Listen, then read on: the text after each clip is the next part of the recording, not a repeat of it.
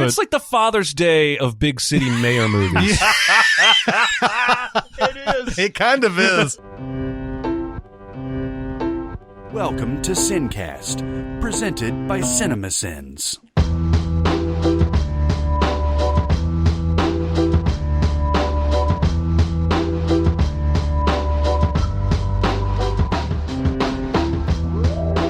This episode of SinCast is brought to you by Mubi. Mubi is a movie streaming service with one goal: introduce you to great cinema. They offer a hand-picked selection of the best films from all over the world. Mubi's experts introduce a new film that they love every single day, and every movie stays on the platform for a full month. And this month is Horrific October, featuring iconic films from Michael Mann, Cronenberg, Romero, and many more. All right, everybody, welcome to the SinCast. This is Chris Atkinson from CinemaSins, joined as always by the voice of CinemaSins, Jeremy Scott. I was a little early there. I jumped the gun. I was a little too excited. I'll just introduce you as the voice. The voice. Yo, I couldn't stop. Joined as always by the voice. Hello. And for music video sins, Barrett Share. Hey. Standing in for Barrett Share today is Henry Winkler. I didn't even do the thumbs. I did the fingers. Yeah, you did it wrong. I wasn't really a big Happy Days fan when I was growing up. I was. There was only so many clean shows that were available. That was one of them. That was a pretty clean show, wasn't it? Pretty clean. For a guy that was basically involved in a motorcycle gang, it was about as clean as. But he got gets. laid all the time, right? He got implied laid, yes. He's always like walking off with two women out of the restaurant. Oh, Yes, yeah. yeah. He definitely had diseases. He's like, well, he's a threesome king. Mm-hmm. Yeah. He had to get all new clothes. He had to get orgy clothes. Yeah, exactly. Grow a mustache and get weirdo lighting. And how much tail did he get when he jumped the shark? Yes, exactly. So, but today we're going to be doing part 2 of New York on our road trip. Road trip. On the road again. The most time-honored tradition of all, the road trip. Oh, the places you'll go. Are we there yet? No. Are we there yet? No. Are we there yet? No. And despite the fact that I said, hey, we're not done with this, still had people like, you missed this, and you missed that, and you missed this. I know. Yes. And you know what? We're going to do part 2 today, and we're still going to miss things. Yeah. Listen, we've put a lot of stuff in here. There's a lot to cover. Yeah, before we go through the alphanumeric list, let's just go ahead and do Scorsese, right? Sure. We can talk about Goodfellas. Yeah. Goodfellas is a big New York movie. It goes throughout a lot of New York, too. The Lufthansa heist is Queens. I think a lot of the Cabana stuff is in Manhattan. Mm-hmm. It's all through New York and everything. A very New York movie. And Goodfellas is still probably, in at least the top 10 of all time? It is. You know what's shocking about Goodfellas, and it still is shocking, is that you go through all the stuff about Ray Liotta's character, Henry Hill, getting made and getting all the perks. And you have this rise, and it really doesn't turn until the Scheinbach scene, right? Like everything's on the ascent. There's some crimes and there's some blood and stuff like that. But until Pesci's character takes that dude out, then shit gets real. Yeah. you know? Yeah. And you see the depth of the depravity of these guys because he goes to his mom's place and they fucking sit down for dinner and all that stuff. And she's privy to all of his crazy, I got a new girl every night, man. You know, that kind of thing. Yeah. And it's fucked up. I watched Goodfellas again probably a week ago. I hadn't seen it in a couple of years. And I forgot all about Samuel L. Jackson and Debbie Mazar. Yeah. And as I watched that, walking into the club through the back door, through the kitchen scene, and having now been informed by the trivia knowledge that he wasn't allowed to use the main entrance, and that's why he shot this scene, it's still a fantastic shot. It's one of the best one-shot tracking shots ever. And I get why it would be cool for a gangster to show off to his girlfriend that he can go in the back entrance. Yeah. That being said, that is one of the most convoluted, unnecessarily long ways to get into that building that I can possibly imagine. There's even a point in the kitchen where he goes left, and I swear to God, he goes 100 yards out of his way, only to end up maybe 5 feet from where he had turned left.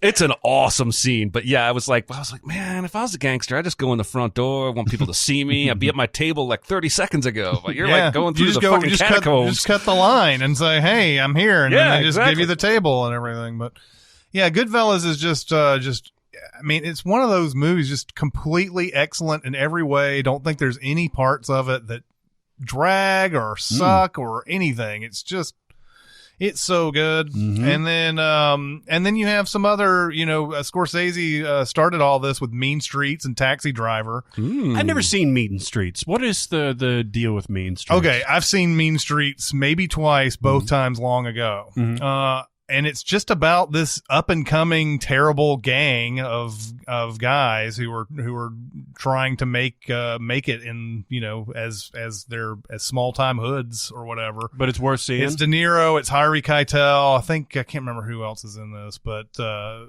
Niro's a huge fuck up in the movie. But yes, it is worth watching. It's very good. It's just that if you're used to the super excellence of something like Goodfellas, and then you go back and watch Mean Streets, you're gonna be like, that was good. It's not nearly as good as Goodfellas. Right, and so you got to watch it on the terms that it came out in 1973, and this is before Scorsese was really at the height. It's really fascinating to me how tied he and De Niro's careers are together, because in Mean Streets, Taxi Driver, this is when De Niro's starting out, and this is when Scorsese's starting out, and they've made a ton of movies together, and I can't help but feel like they probably, first of all, have a really good friendship and enjoy working together, but they probably both feel they owe each other some measure of the success they have, since that string of hits they made together in the 70s and 80s is kind of why they're both De Niro and Scorsese, right? I just think that's interesting. I can't remember what Phil Spector song they use at the beginning of Mean Streets, but they discussed this in that Phil Spector documentary that came out a few years ago, that Scorsese used the song and without permission. And apparently they got away with it. Nobody sued them or anything. And Phil Spector said that, man, he's lost millions by not having that. I'll bet. Have some sort of agreement with that thing. And I can't remember what the song is. It might be I can't remember what it is, but whatever it was something that it was a huge song. Taxi Driver is just New York as hell, man. Like this is the New York that we're seeing in The Deuce right now. Those and you can see a guy who's just like, he doesn't like the vermin, the filth, the everything that's going on everywhere he drives, and he sees all this, this stuff. What an interesting, this movie is polarizing for a lot of people. Well, it's a weird parallel, but it's an obvious parallel. You remember when Observe and Report came out a few years ago with Seth Rogen essentially playing the Travis Bickle character in more of a comedic environment, just kind of juxtaposed into a different environment. That was also very polarizing because people didn't get it. And this is like, and Travis Bickle is like the ultimate anti-hero. Yeah. You don't want to cheer for him at all. That's the thing, though, is he will, in one moment, want to assassinate a politician who's running for president. And then in the complete about face, go and kill a whole bunch of gangsters to save a prostitute. Yeah. And it's why that ending is so brilliant, where Sybil Shepherd gets in the back of his car and they have this sort of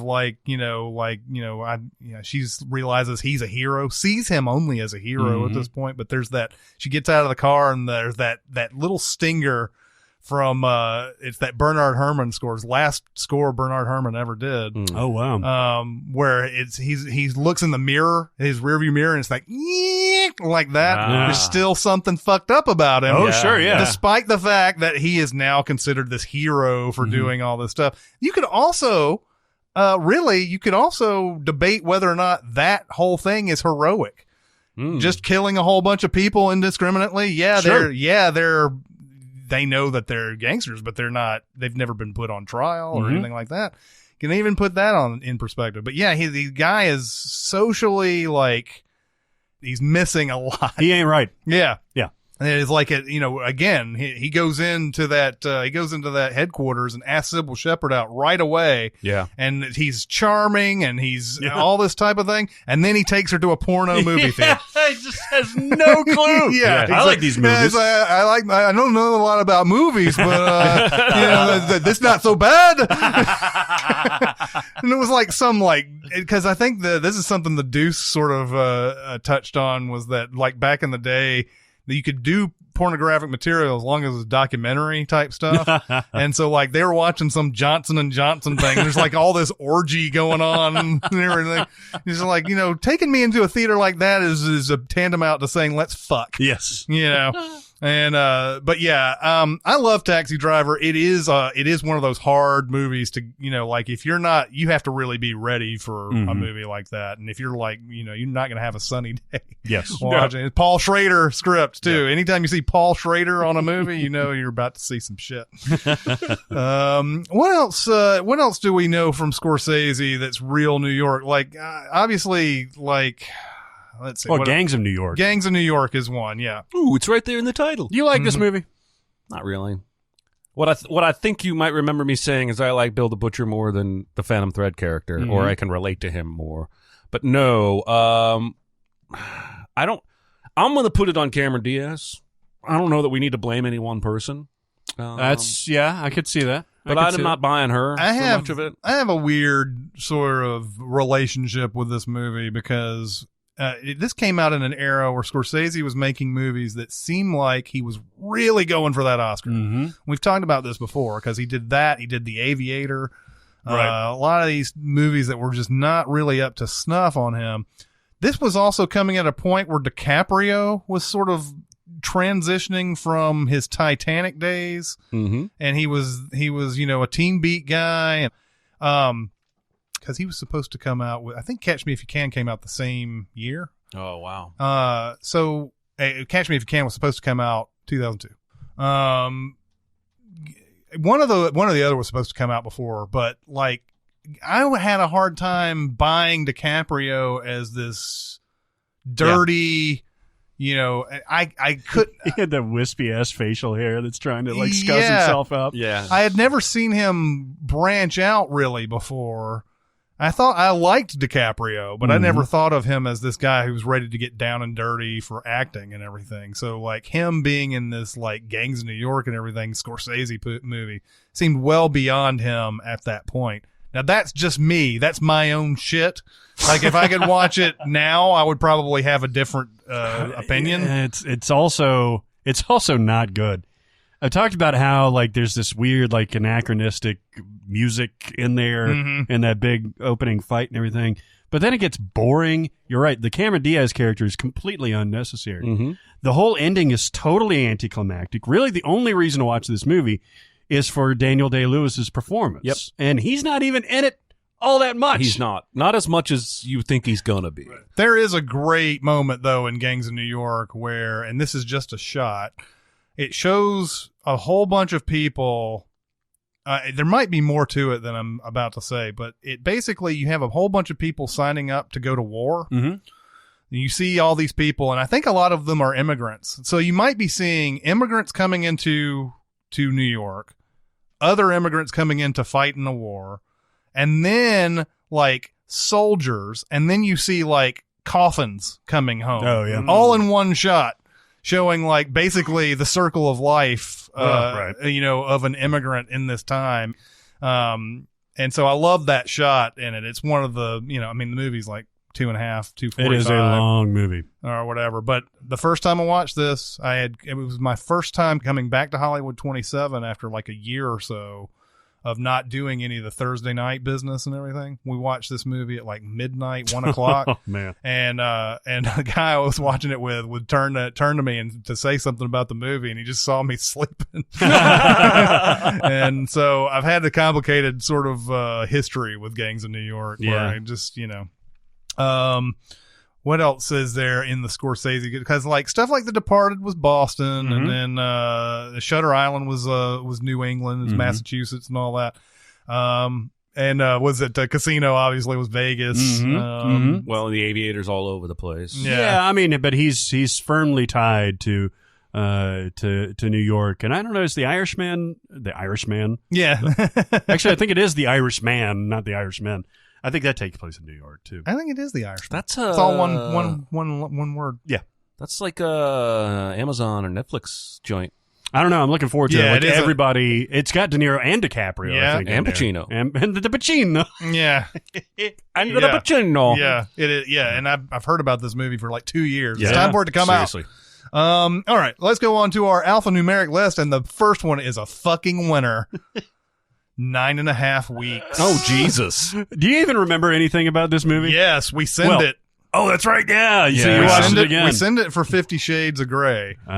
And we send 3 movies that week. That was Basic Instinct, Yep. Showgirls, and 9.5 weeks. Wow. And It was a week of flesh. yeah. Exactly one watchable movie. We wore out that blur button, that's for sure. Yeah, holy shit. Yeah, that was one of those where it was like, you did Showgirls, and it was like, all right, there's nothing in this that is unblurred or whatever. And then Jeremy came back and was like, there's like 3 scenes in here that are unblurred, like just people in the mirror and the background and all that. But anyway, 9.5 Weeks is a really shitty movie. Oh, God. Like, even if you were trying to just make a sex movie or whatever, it's not very titillating. No. There is a famous scene with Yes. food Yep. playing. What is the song that's the one that's like, I've got bread and butter, I've got toast and jam, I've got bread and butter. whatever that song is called. All during it and everything, it was parodied in Hot Shots. There's a point where it's because like, he shoots olives off of her belly button into her mouth or something. Yeah, right? and he cooks eggs on her stomach. But yeah, I remember when I was excited to watch 9.5 Weeks. I had never seen it before we send it and everything. And I was like, oh yeah, this is going to be some raw 80s, action here. And there's really not much action in it. It's a boring fucking movie. That's its biggest sin. It's Yeah. boring as hell. It's Yeah. actually 50 Shades is less boring than 9.5 Weeks. Yeah, if you can believe that. That is sad stuff. But Mickey Rourke, Kim Basinger, like just as she was coming up, and Mickey Rourke had established himself as this next big thing at this point. But that movie sucks. All right, then the next one is 54. Oh. About Studio 54. Well, Did you this see is this? where Ryan Phillippe really proved what he's got. He sure did. He sure did.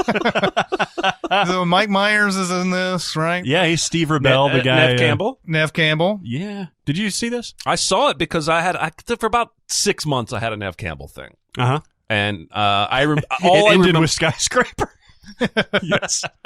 All I remember is I didn't really like it. No, it's weird. I saw this. This came out in 1998 when I was working at the Hollywood 27, actually. Yeah. And it was one of those things that you could just go in and watch for a little while. But I saw it on its premiere night, and I was excited about it because it was Mike Myers doing something different. Like, he's playing this super fruity, and I mean fruity in a queer way, character where, like, I think he's just sex fluid. I don't even know. Fluid. He's semen. We don't. Meaning that, like, he'll fuck anything. Yeah. But like, it was a completely different pansexual or whatever. It's a completely different part, obviously, from Mike Myers.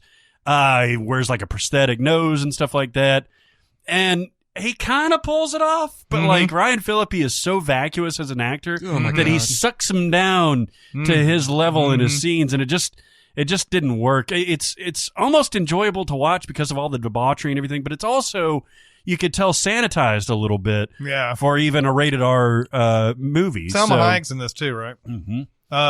Yeah, I actually still have an interest in watching this, even though I know that it's terrible. It's interesting. Because the subject matter, there is a documentary that has come out that goes over the whole, years of Studio 54 and everything. Well, and then they made that TV show, Studio 54 on the Sunset Strip. Oh, yeah, for sure. It also had a lot of sex. Like, Matthew Perry just could not stop getting vagina in that show. We should move on from this. Another Scorsese movie, The Age of Innocence. I still haven't seen this. You know what? I watched this in an era when, like, this is the last thing you would put. I think I was maybe 21 when I saw this movie, and pretty dresses, man, all over again. Yeah. You just look at those costumes. I'm like, I really don't care what happens to any of them. It's a Merchant Ivory film, right? Or like a look like a Merchant Ivory film. It's Scorsese, but Right, What but a weird movie for him to do, though. yeah, you know? and it was PG as well. Yeah. It was, This is Daniel Day-Lewis, though, right? and Winona Ryder. Winona Ryder. I saw it. I dismissed it as stuffy fluff. I'm sure it's great. I should revisit it. Yeah, I wish that I could speak more to the movie, but I've never seen Yeah, I it. haven't. So I will someday. It's just one of those movies that not on your radar most time. Mhm. Then a movie I know that Barrett loves, Along Came Polly. I was watching this again last night. Oh, fuck. You bastard. Man, no, trust me, it is enjoyable. It's Jennifer Aniston at her peak, sexiness. She plays a slightly different character. She's, manic pixie dream girl, but she's got like a real edge to her, almost like a Holly Golightly type of thing. Doesn't want to be, trapped in. Ben Stiller is Ben Stiller, but it's the supporting cast that's so good. Philip Seymour Hoffman, Alec Baldwin. It may be the guy from Cocktail, Brian Brian Brown? Brian Brown, that plays this base jumping, adventure seeking executive that's trying to get insurance. And he's hilarious in it. It is a funny movie. Hank Azaria is funny in it. Like, it's worth watching, trust me. It is Brian Brown. Yeah. No, I've never seen it, and I probably won't for a long time. I'm telling you, at very least, you're not going to be offended by this movie. Yeah, maybe. I I don't will know. be. I think the trailer turned me off of it forever. It's not a good trailer. And so, yeah, maybe for you, Barrett. Maybe one day. It's pretty funny. Another movie that I'm ashamed to say I haven't seen is All That Jazz. Bob Fosse, I think, directed this. He did. Watch this in a hallucinatory state. I was actually feverish. I was sick when I saw this movie. And it's about a guy, a Fosse-esque character, that is dying because of addiction to speed, to pills, to booze, to women, to cigarettes. And it's played by Roy Scheider, just off of Jaws, basically. And he's fucking great. Oh, man, this is a really, really good movie. Yeah, I know. This is one of those movies that I definitely need to see, and I just never have. I think you would really dig Is it a musical? Yes, it Is that has where all musical that numbers jazz, in the there. song comes from? Okay. The And next all that jazz. now, okay, so is this an American Tail, the cartoon? Okay, because you realize it's TAIL because it's a mouse. Right. Yes. Yeah. So when I saw TALE, I was like, oh, maybe this is another American Tail. No, this is the Fievel. Yeah, this is a Don Bluth cartoon that I watched when I was a kid, and I loved it. And Somewhere Out There, great song.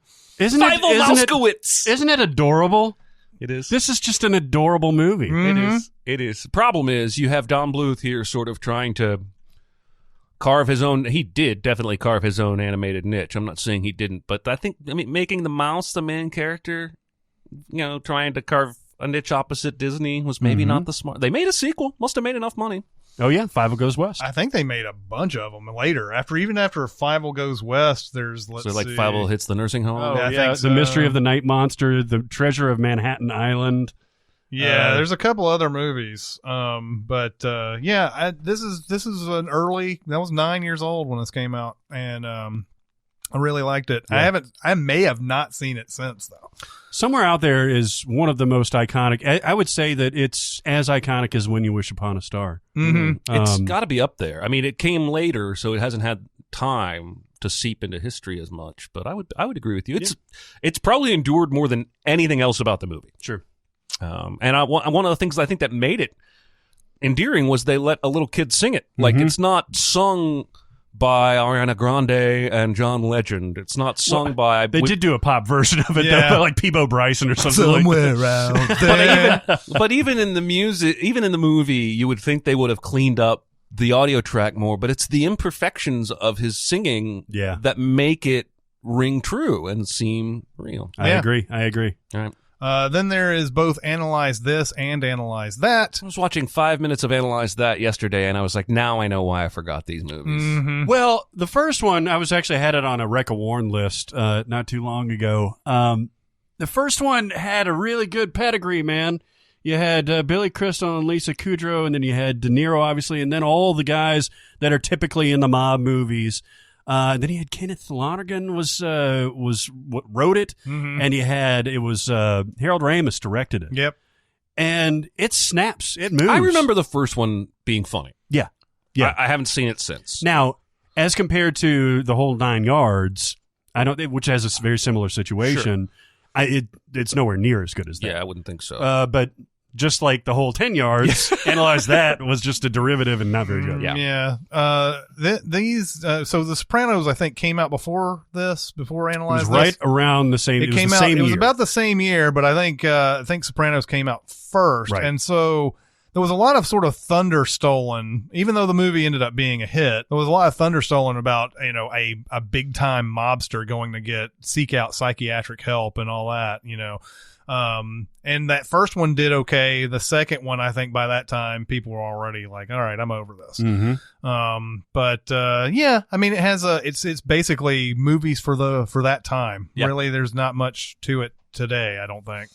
Talk about thunder being stolen. I guess there's a new movie coming up, or a show called Bird Box, and everybody on Reddit was calling it A Quiet Place with blindness instead of deafness. Oh, that's And they were interesting. bemoaning the fact that A Quiet Place had stolen this movie's thunder because this movie's based on a book that came before A Quiet Place that apparently is revered and adored. Ah. But now it's going to hit the mainstream public is going to probably dismiss, the thinking goes, this film because it's derivative of A Quiet Place. Mhm. Yeah, just like that movie that's coming out in December. The Silent. Yeah, it's a silent.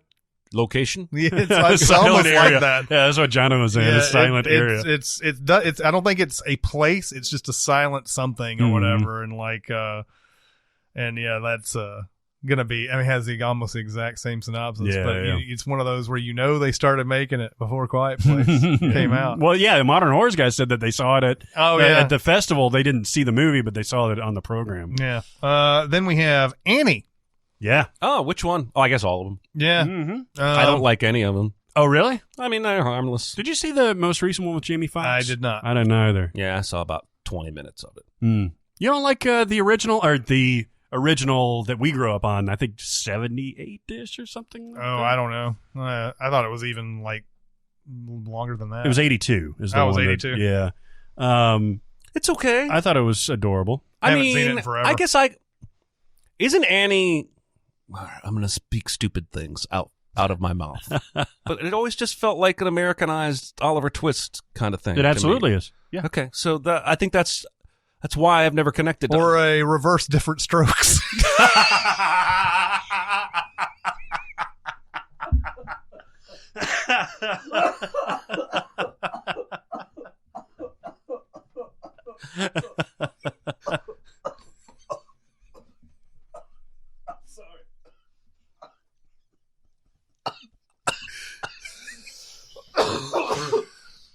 Oh Jesus! Oh Jesus! We need to start keeping a brown paper bag in this room. Oh Christ! Anyway. Yeah. I haven't seen it in forever. Just before we move on from the 1982 version, first of all, it was directed by John Huston. Oh, really? It had Aylin Quinn as Annie, but Albert Finney was Daddy Warbucks, Carol Burnett, Tim Curry, Bernadette Peters. There was a really, really great Carol cast Burnett, there. I remember, and I remember her being good. I just didn't really like the movie all that much. Then, anger management. Jesus Christ. All right, skip. Jack Nicholson, Adam Sandler. Here's Barrett liking another shit movie. This is me defending like Adam Sandler movies that have a little bit more than the shit that we've seen recently. You're probably right. It's got John C. Reilly as a Buddhist monk that gets assaulted. So Jack Nicholson is fun. Wasn't this movie's message essentially from Jack Nicholson that he needs to let out his anger because Yes. there are two different kinds of people in the world, those who hold it in and then become serial killers. Mm-hmm. And then there are people who let it out and, are normal most of the time Right. and everything like that. Yeah, it's got a great performance with John Turturro again in a Adam Sandler film. I remember mainly the trailer because there's that whole thing where Adam Sandler's like who's going to help me or whatever, and they go right into the Who's Don't Get Fooled Again. They show Jack Nicholson and the crazy Jack Nicholson. Yeah. I'll be honest, I saw it the one time, I think it was a Thursday night, I put it together, so I had to watch it kind of movie, and I think I was done with Sandler at that point, so I probably didn't give it a fair shake. It's going to go down in history as the movie that Charlie Sheen turned into a TV show for little extra career, Yeah. right? Yeah. I Of mean, all I guess. things. I guess. I mean, it gets a lot of play on like the cable channels and stuff like that. I'll watch it when it's on because Nicholson is really having fun in it. Marissa Tomei is in there. Like, it's just, I don't know. It's fun to me. It's what I think I like most about it is that it's not Sandler specific. Like, he's not, when he's carrying a movie like he does with Click or what he does with fucking Grown Ups or something like that. In the latter days, that's where it fails. But when he can share with some really talented people like Nicholson and Turturro and stuff like that, I think that mitigates it a little bit and it's more fun. Then there's the Amityville Horror, especially the 1979, and definitely the remake probably. This is upstate New York.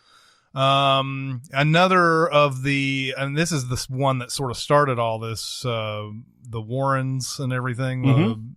Although there's nothing about the Warrens in Amityville Horror, that apparently they came in later or whatever. We're looking at the actual haunting that's happening, or the demon possession, whatever you want to fucking call it, that happens to the Brolin character in the first one, and then Ryan Reynolds in the remake. Do you like the first one? One? I mean, not really. Really? Yeah, I mean, I don't know if it's because I had seen, this is one of those movies that comes out before you can really watch movies like that. Then you watch a whole bunch of stuff that's like worse than that, or scarier than that, and then you come back and watch Amityville Horror, and it doesn't seem right. Yeah. This is something though that I think was just a phenomenon. The book was a phenomenon. Like, people were like, this is crazy. This actually happened and all that, because that's when people really did believe this actually happened and everything. So when you have that idea, it's kind of like the Blair Witch Project, right? When you have the idea that it did happen, yep. There's something added to it. But now that all that stuff has largely been debunked, or at least a lot of the things are just shady in the details. Then you watch Amityville Horror and you're like, oh, this is just about a dude who becomes an asshole. You just described The Shining. Yeah, exactly. Yeah. Well, how many movies could you describe with that one phrase? Dude becomes an asshole. I bet there's a good few. He's perfectly nice, and then he's a dick afterwards. But yeah, there's some malevolent force that's just like it's happened in the house before, and it led to a whole bunch of murders, and like the setup for horror movies, like even today, they still do this. Like they still do the murder house thing, and like it's a house that's been there for 20 years, and there's always the guys like, we have never seen a deal like this. This is amazing. It'll take a little bit of fixer up, blah blah blah, and then they go into the new house. That's why we have the family moves into a new house cliche every time that thing comes up. Yep. Bad Lieutenant. Yeah, this is the Abel Ferreira, Harvey Keitel. Harvey Keitel is Bad Lieutenant. At the time I watched this movie, this was probably some of the rawest shit I've ever seen. Yeah. It's got some weird shit in it. Still would probably disturb you. Yeah, I'm just saying, as I grew into more of a cinephile, I ended up seeing some fucked up shit along the. But at this point, this was like, I largely know Harvey Keitel from like Pulp Fiction and that kind of thing, and so I'm pulling this off the shelf thinking Pulp Fiction, all right, and I get that, and I was just like, and of course at the same time I was still pretty active in like religion. And this was based on a real story too. I think this was a nun who got raped. And the main story of that, I mean, even though Bad Lieutenant is more sort of an episodic type of thing, you see him, he gambles, he drinks, he smokes, he's all that, he's a bad lieutenant. And but the main story of it is I think it was this nun who got raped, and they go back and flashback and stuff like that, and it's a rough movie, but I guess what would we say this movie is good, despite that? I don't know. It's okay. Well, I think they made the right call in doing the spiritual sequel, The Port of Call, New Orleans, with Werner Herzog and Nicolas Cage. I think probably most people have seen that haven't seen this, and if you liked that on a certain debauchery, like completely gonzo level, you'll probably like this. Yeah. Yes, there are some weird things in there, but I if you take it at face value of what it's trying to do, I think it's enjoyable. The actress playing the nun does a good job of retelling the story, and she's talking about how, like, I helped this guy and he wasn't very friendly, but they're often not friendly. Like, you help homeless people and whatever, and then then it just progresses from there and everything. But her telling of the story is harrowing. It is. No, I mean, if you concentrate on his character doing drugs and, like Chris was saying, gambling and all that stuff, fucking a bunch of women, fucking his way through the Bronx, that's more of, he's actually still kind of doing his job, but he's a bad person. That was it was, even though I don't think it turned out to be a great outtake or anything, it was fun trying to come up with something for National Treasure where Harvey Keitel and Nicolas Cage are talking to each other and getting both bad lieutenants. Like, I got like something with Harvey Keitel on the phone talking about, "You will take my bet," and all that. And then I had Nicolas Cage saying something from Bad Lieutenant or whatever. It didn't match up perfectly, but it's still fun. Then there's B Movie. Okay. Jerry Seinfeld. I think this movie's terrible. Yeah. I don't know why it got all memey. Well, yeah, and I don't think it has a good reputation. I think it had a huge marketing leading up to it. It was this big deal. Oh, Jerry Seinfeld's going to finally plop down his hat in an animated movie ring. And yeah, it just, a lot of the jokes are super dated, and like you said, memey, and yeah, and it's about a woman that ultimately wants a relationship with a bee. Mm-hmm. It's weird, like a romantic relationship. Hey, man, don't judge. Hey, all right, if you're bisexual, look, it's 2018. I think it's better than The Nut Job. Yes. Yeah. But I mean, these are conversations I probably would rather not spend my time having. The next one on here is Black Swan.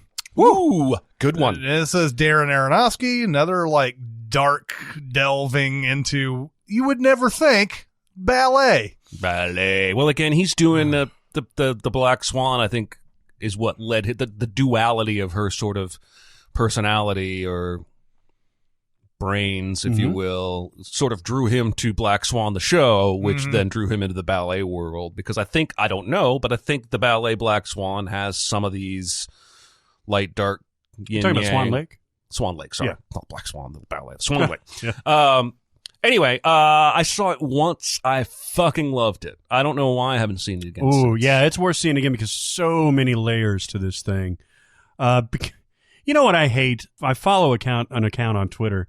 I forget what it is, but it's an aggregate of retweeting other things, and one of it is like honest movie posters, and they'll put out like what this thing is actually about. And on one of them, they had a fake poster for Black Swan that said lesbian sex. God, that's such an easy, lazy Fuck joke. you, man. Because yes, but no, and that's such a small part of this fucking movie. One brief scene. You can't even. No, it's stupid. So you can't even get aroused in the amount of time that scene takes to go by and be gone. And again, in large part, that's what internet comedy does, is it tries to distill something. This is what we get accused of doing all the time. Distill something down to an easy joke rather than actually. They're probably a better honest poster to make for Black Swan. Yeah. Than lesbian sex. But lesbian sex is a better joke. It's probably more likely to get a click. I don't know, but that's just lazy. No, it's comedy. bullshit. But I mean, there's so much more going on in this movie than that. Oh, if you liked the stuff, especially when you figure out at the end who the Mila Kunis character is supposed to be. Yes, the lesbian sex scene it gets even less sexy. Yes. Yeah. No, I mean, if you liked the dynamic between Miles Keller and J.K. Simmons and Whiplash, that's what you get with Vincent Cassel and Natalie Portman in this, and then you introduce this third character in Mila Kunis, and it just. Like it's fire. Like everything about this movie is on fire in a great way. Well, and one of the things I remember, again, I only saw it the once, correct me if I'm wrong, but I remember feeling like it worked. What he was doing worked, because by that final performance, like, she gets it. She did it. She goes out there and dances the dance the way he wants her to. Yeah. He pushes her. Maybe she murdered herself. I don't really know what happens at the end of this movie, I'll be honest. But I feel like it's definitively saying she finally nailed the ballet part. in a way he'd been trying to get her to the whole time. It just took, a psychotic break to get there. It takes all of her. It takes all of her. And, I mean, it's been out for a while. I think the implication is she does die at the end of this because she believes that she killed Mila Kunis' character. Killed herself. But she actually, stabbed herself, I think is what it was. And then when she falls off at the end, you see Cassell come up to her and like, oh, you nailed it, that kind of thing. Yeah. And it fades to white. So I think that's the implication. Which is in it. the same thing Birdman does too. It's Yep. got the same kind of deal with it in its thing. Lots of be spoilers today. That would be an interesting such a double great- feature. Birdman and Black Swan. Yeah. I would totally watch that double feature. I'm telling you, if I ever get to limitless funds, if I'm like Bill Gates money, I'm going to buy my own theater and program unique double features. Yeah. I think that would be fun as shit. Yeah. I agree.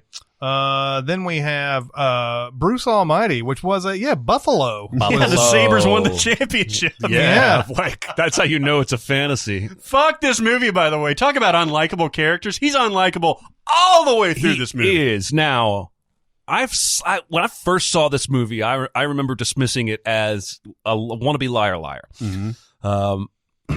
I've come around a little bit. I don't think it's anywhere near as good as Liar, but it's watchable. And yes, he is an asshole, like Lightning McQueen levels of asshole all the way through this thing. But it still makes me laugh in several places. You've got the whole Steve Carell scene. There's a lot of stuff. That whole that's back funny to you in here. fuckers. And the vignettes of him using his god powers can be pretty funny. They're not always funny. I especially like the news reports he allows himself to do, like the catching of the weed and the finding of Jimmy Hoffa's body and all these other. Because he sells it like he's real excited. We're gonna open the door. And he's got this manic look on his face. So yeah, I think it's good, not great, and he's an asshole. Yes. So I'll just watch a guy turn it into an asshole. He turns into just the same amount of asshole. Yeah, exactly. Now the second one, Evan Almighty. We'll get to that when we get to DC. Never mind. Yeah. Then there's Bullets Over Broadway. I have not seen this. Man, I almost spoke up back a couple weeks ago when you were talking about like the best Woody Allen movie. Because I think Bullets Over Broadway would be my favorite. Really? Yeah, but it was also my introduction to Woody Allen. It's light. It's funny and it's lighter than the themes that he normally. Yeah, and it's talk heavy. And you had that whole famous Diane Wiest scene where she keeps shushing him. No, don't speak. But I loved it. I started watching more Woody Allen movies, like back catalog, because I enjoyed this so much. And Mighty Aphrodite came out not too long after this. And those are always sort of my conception of Woody Allen, which is weird because they're very unlike, the 70s Woody Allen or the 80s Woody Allen. No, I agree. It's funny that you say that Mighty Aphrodite, which I guess we'll get to, or we could talk about it now. Yeah. Because they're both lighter. Mighty Aphrodite, interestingly, like deals with kind of heavy themes and tries to insert like heavier stuff, like through the Greek chorus and all that stuff, and the nature of this relationship. But it is one of the lighter entries that he's got. In fact, in the 90s and the 80s, I guess, is when Bullets Over Broadway came out, and then the 90s started being a little more like intentionally humorous and not more subversive like Annie Hall. Bullets Over Broadway Broadway was 94, 95. Oh, so it was the 90s. Yeah, so right around that somewhere time. around there. But yeah, he kind of like stopped taking himself too seriously. Maybe. And that's an interesting point of entry for you to come into his work without all the denseness of the 70s and the 80s stuff, like Crimes and Misdemeanors and stuff like that, or Manhattan, or the late period European stuff. That's a cool entry. Yeah, no, I mean, it was just basically my entry to film was that sort of mid-90s era. But yeah, Bullets Over Broadway. Diane Wiest won the Oscar. Chaz Palminteri got nominated. Jennifer Tilly got nominated. And this is one of the many Woody Allen got nominated for director and writing. And then we have Bubble Boy. Oh, geez. Jake Gyllenhaal. We can skip this one. It's not At least all. we got Jake Gyllenhaal. I think this is like one of his first films. Is it It's before one Donnie Darko? of them. I think this came out. Yeah, I think it's came out before that. I think it came out before October Sky even. Maybe, I don't know. Let me look. Let me October see. Sky, that's some good shit. Yeah, October Sky is great. Bubble Boy was 2001, so October Sky I think came out before then.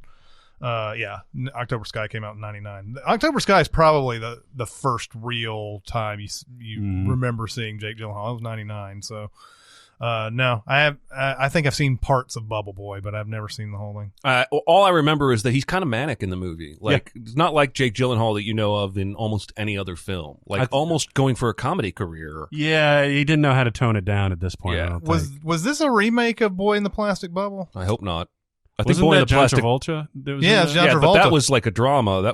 This is like This is Bubble a Boy is straight shit. comedy. Yeah. Then we have Buffalo 66, which may still be the only good Vincent Gallo movie.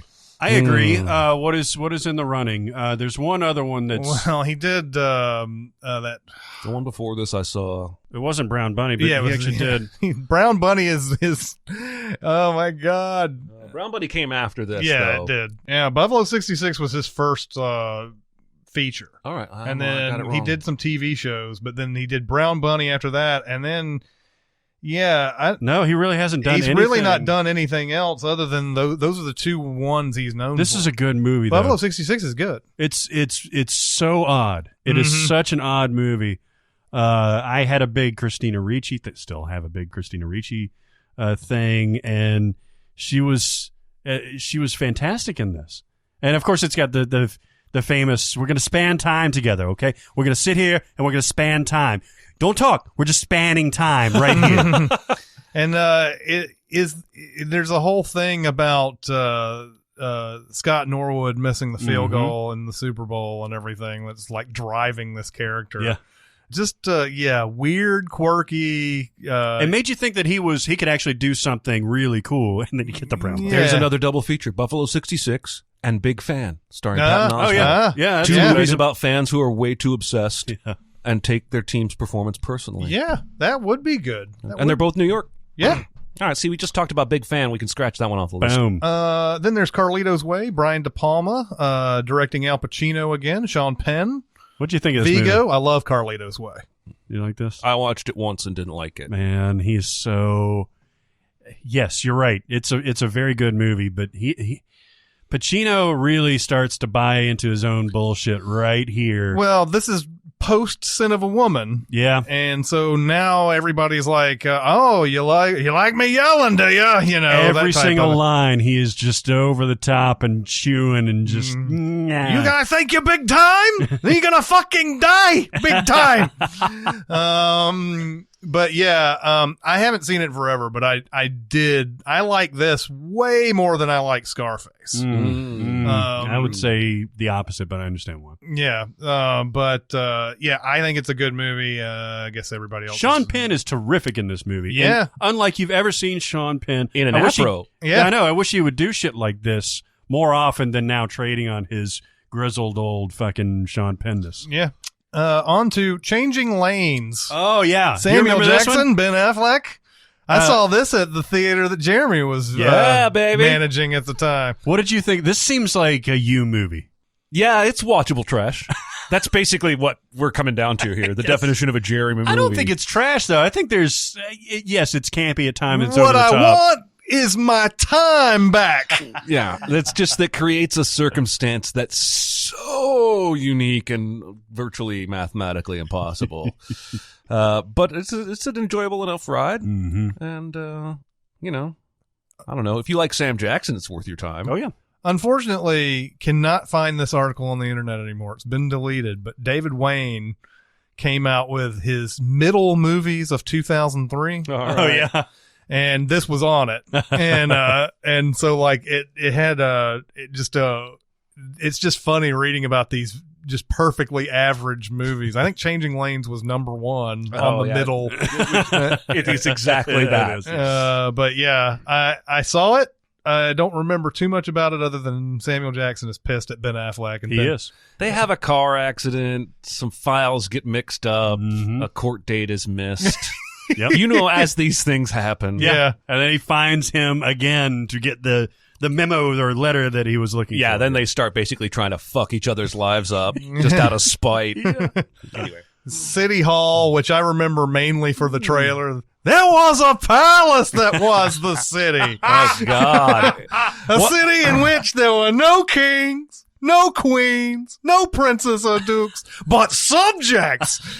Okay. No, that was good. I saw the movie. I remember thinking everybody in this movie is better than this. Yeah, Cusack, Bridget Fonda. Yep. Yeah. Same here. Was this was a Harold Becker who directed this? If it is, that's a pull. It is Harold Becker, yes. There you go. Jerry Goldsmith. Yeah, Jerry Goldsmith is the composer. You're totally right. It's got really good people in this, and it's got nice monologuing from Pacino. Yeah, it should be good. It's got Cusack as the social justice warrior. But it's like the Father's Day of big city mayor movies. It is. It kind of is. Yeah. No, the trailer was great. It had the music from the trailer is one of those well-known pieces of music that I can't remember which movie it's from.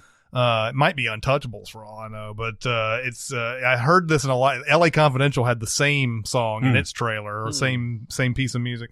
Then we have a movie that is considered the best movie of all time, Citizen Kane. Where would you put this on your best movies of all time? I love Citizen Kane. I do know everything that it has contributed to the way films are made, because Orson Welles did a lot of inventing on this that people then later copied and then made their own things and all that and everything.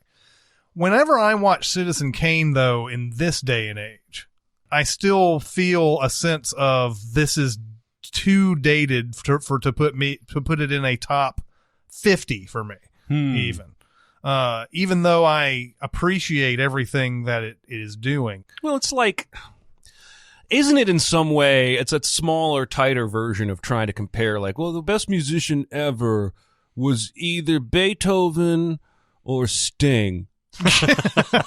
Right?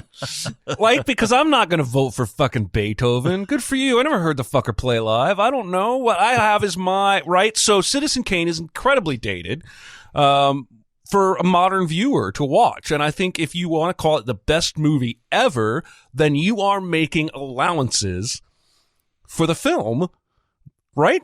I don't think I make allowances for it, and I still would put that in my top 5, Citizen Kane. There's little things like, the wig on Orson Welles when he goes down, the weird bird thing transition.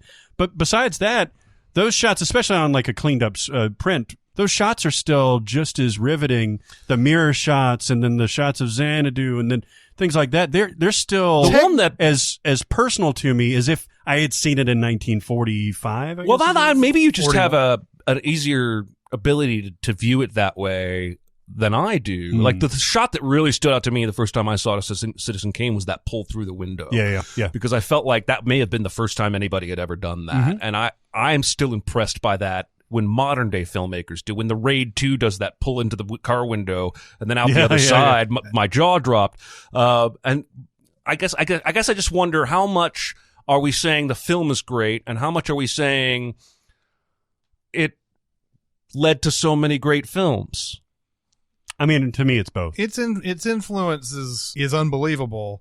I think we were talking about a lot of technical things, though, as far as how I think the reason why I've always been hung up on Citizen Kane, and I don't like it when it just seems to be a blanket number one, can't beat that ever. Yeah.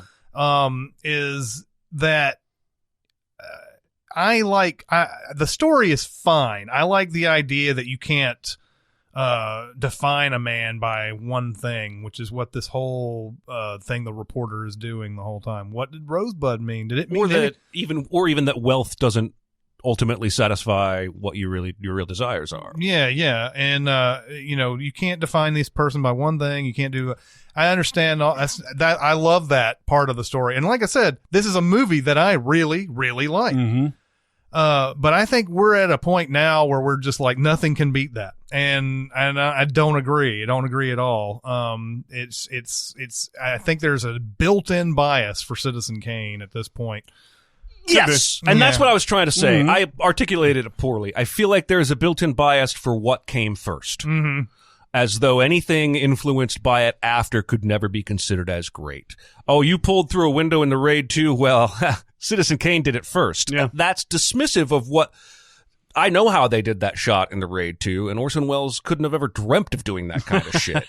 And so it becomes, again, this is sort of the problem when we just try to define a best movie of all time, period, because we're all going to bring our own baggage to it. And it probably was the best movie of all time until, I don't know, Goodfellas or Children of Men or something. If you ask me what I'd rather watch, there's going to be a lot of movies before Citizen Kane hits. Right.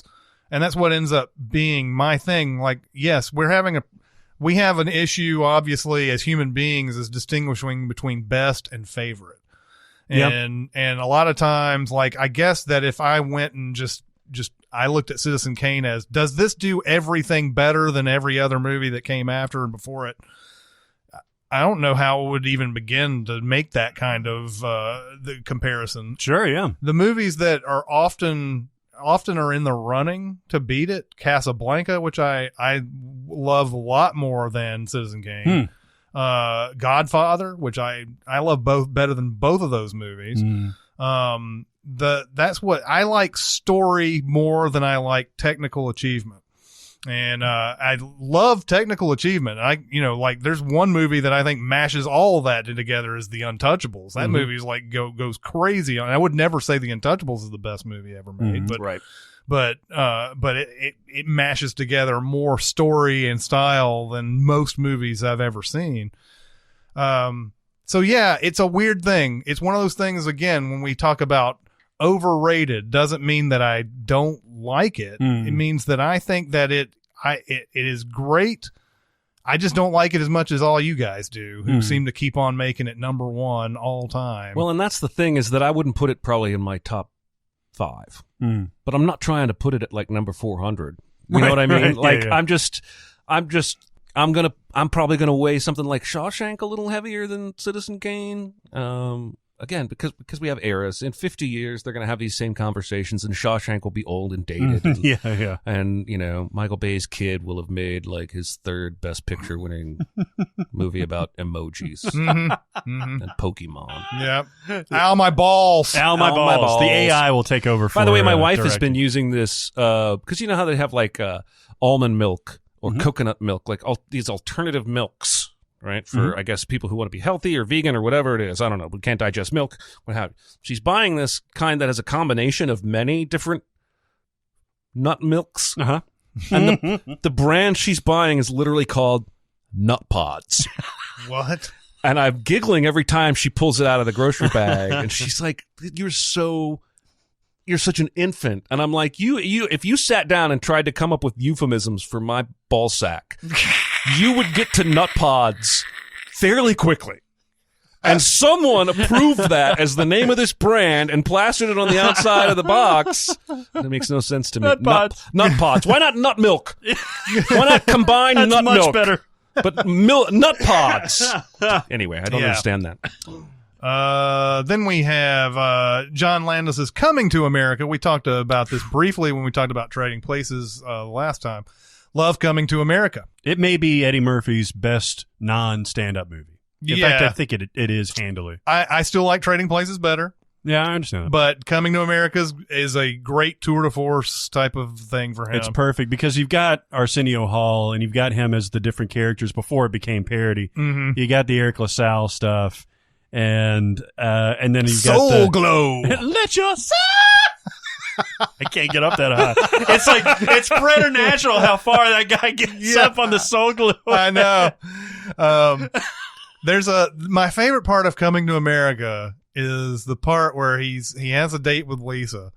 He finally has a date with her. He goes out on the stoop, and there's 2 kids, just random kids, just out on the stoop, and he like bends down to their level, and he's like, "I am going out on a date with Lisa tonight." And the kids are just looking at him like, and he just goes, it's great. Yeah. The idea of a prince saying, I want to experience life and everything. And of course, he goes to New York, and he wants to go to Queens because that's the place where, it's one of those funny things. When I watched Coming to America, I'd never been in New York before. The first time I watched that, when people referred to Queens, I just assumed it was a neighborhood Oh, yeah. that was in all of that Manhattan that we know. Right. And so, like, Queens was part of Manhattan and everything like that. And there's that odd thing where they've taken the flight and the taxi driver is where do you want to go? And they're like, we want to go to Queens. And the guy's like, oh, okay, I can take you there. But if you flew to New York, you're in Queens. Yep. You're already there. Unless Doesn't matter which airport. Yeah, unless you somehow landed in Newark or something, you're in LaGuardia or JFK. I think they end up in JFK. Yeah, I think so. But that's one of those things where writers who know things about New York or LA or whatever put something in there like that, and they leave the rest of the country confused as to what they're actually It's talking like in about. that Percy Jackson when they go to the Parthenon in Nashville and then they turn the wrong direction at the interstate split. Yeah. Like, well, that's not how you get there. It's going to take you 10 extra minutes to go around the city. Right. But yeah, Coming to America is a really funny movie. Then there's Cradle Will Rock. That is Tim Robbins directing this is the story of, is this Pablo Neruda? Okay, so it's about the McCarthy trials and all that stuff and its effect on art and freedom of expression and stuff like that. And so the theater in New York, or the theater company in New York, says, we're trade actors and we're in a union and stuff like that. We can't cross the picket lines to do this thing. And the ones that are compelled to show their art, it's got Emily Watson, John Turturro, John Cusack is in this. Like, there's just a huge Bill cast. Murray, you have Bill Jack Murray, Black and Kyle Gass. Like, there's just a huge Joan Cusack is in this too. And the ones that are compelled to do this, and especially that final scene is so great. It's just within their blood. And it really is a cool examination of the arts, especially in New York. I enjoyed more the crossover film that followed it with Rebecca De Mornay, The Hand That Rocks the Cradle. Oh, Yes, yeah, that is yeah. very good too. It's weird. John Turturro is probably one of my favorite actors. Like, he just doesn't do bad shit. Transformers. He's not the problem with those, though. No, I agree. His work is okay. I mean, he's clearly slumming. I was just trying to No, I understand. nitpick. I understand. That's what I do. But overall, like, his performances are typically like home runs. I mean, even in something like The Big Lebowski, where he's just in there for a second, or Mr. Deeds or something like that, it's always like, he'll pack a punch. I said Pablo Neruda. I meant Diego Rivera. Oh, yeah. And the reason why, because this movie came out, Frida came out 3 years later, I think. Mm-hmm. So the Frida Kahlo movie also has Diego Rivera in it. I think Frida Kahlo's in Cradle Will Rock. Yeah, too. yeah. So there's a double feature for There you. is a double feature. Although Frida. Oh, no, that's bad. Yeah. I didn't like that. Yeah. Salma Hayek's good in it, but yeah, I didn't like the movie. Mm-hmm. But yeah, Cradle Will Rock is good. You're right about that number. It gets sort of, it infects your mind a little bit by the end of it. Oh, the Cradle Will Rock. Yeah. Oh, Hank Azaria is the main guy who's got writer's block that's trying to get this thing out there. So good. The Day After Tomorrow, we don't need to talk about that. Nope. Roland Emmerich, piece of shit, Bad disaster Dads. movie. Yeah.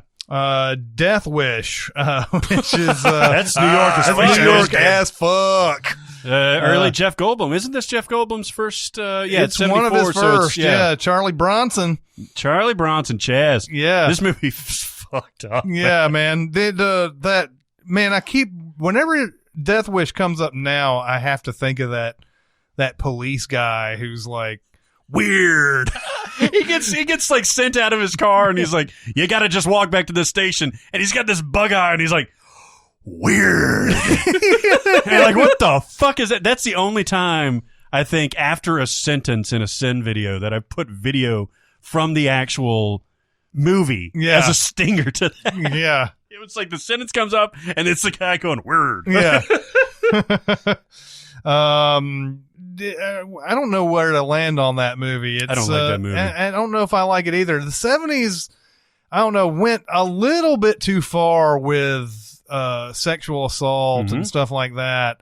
It yada yadas that poor woman, by the way. Yeah, it does. And but it tries to make everything like, we got to show this. This is you don't really have to show all the things you show. No, because you don't show any of the aftermath of that. Right. From her perspective. Mhm. It's like, oh, she's in a sanitarium. We're going to move her upstate. This is Charlie Bronson's wife, not her own person or anything. It's his daughter, isn't it? It's his wife and daughter, right? I think his wife dies, and his daughter is the one Yeah, that gets... the daughter is the one who gets the comatose or Yeah, whatever yeah. almost. But yeah, it's yeah. Anyway, there's okay. Could this be a Recca Warney, one of those Recca Warniest movies? Death Yes. to Smoochie? Yes. Yeah. Oh, This could be one of. This has got to be a candidate, right? I like this movie. And you like this movie? I think it's flawed as hell, but I liked it. Yeah. I liked it a This has lot. got to be in that Cruel Intentions conversation. I think so. But I haven't seen it since it came out. Edward Norton is in this. Yeah, I saw it in the theater, and I saw it right after it came out on home video. Yeah, it's fucked up and fun and black comedy and Sort of a play on Barney the Yep. dinosaur and Yep. everything. Was it Danny DeVito? Danny was in it? DeVito directed it. Yeah. Catherine Keener's in it. John Stewart is in it for Mhm. a while. And Robin Williams, of course.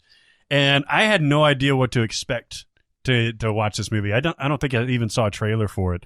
So I went into it completely blind, and it was weird and fucked up. Yeah. Weird. And it's weird. But I agree. It's compelling, but it's also just fucked up. Yeah. So yeah, I had a really good time with it. It's time to talk about movie again. that's right. Yay! Some more movie stuff.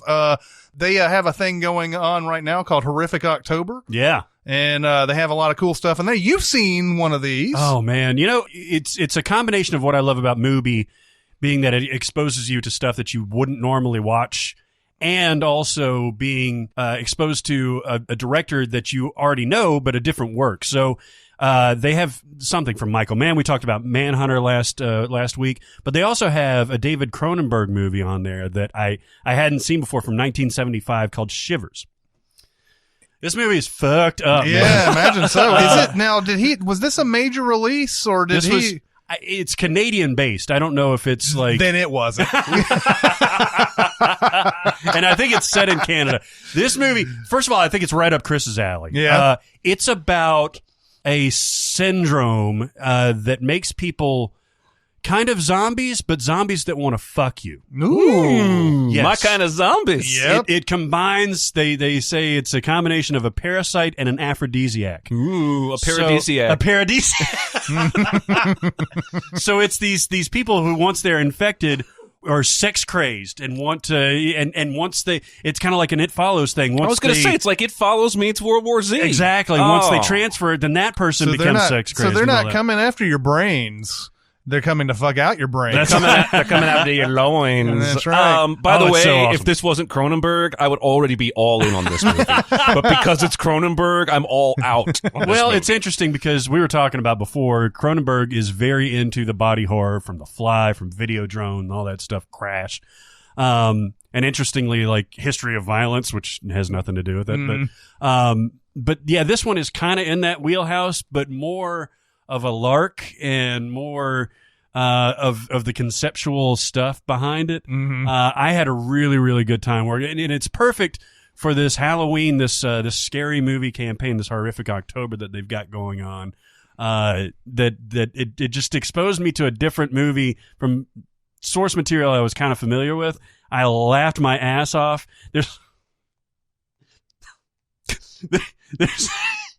There's a spot where the doctor's the main guy, and he's trying to avoid being infected with this thing.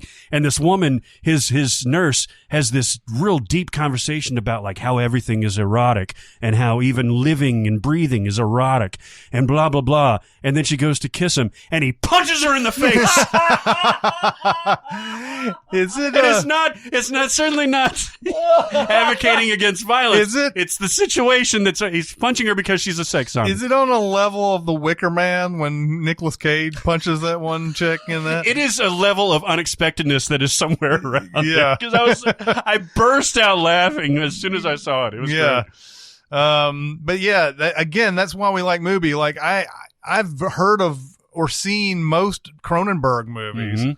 And I've never heard of this. And, I hadn't either. And that's a great reason why you should get this type of thing, is because it introduces you to stuff like, a lot of times it might be a student film, or it's something that they did that just didn't have a wide release or whatever. Like, we saw that several months ago with Damien Chazelle. Yeah, with Guy and Madeline on a park bench. Yeah, and all that. And so, like, oh, I didn't know that they did that type of movie. And it's always, like, interesting to see where, like, directors who are hot now, you know, where they started. Did you say there was a Nicholas Winding Refn? Yeah, he's got this whole thing where he's curating, like, really old movies and, like, you know, B movies and campy things like that he's restoring.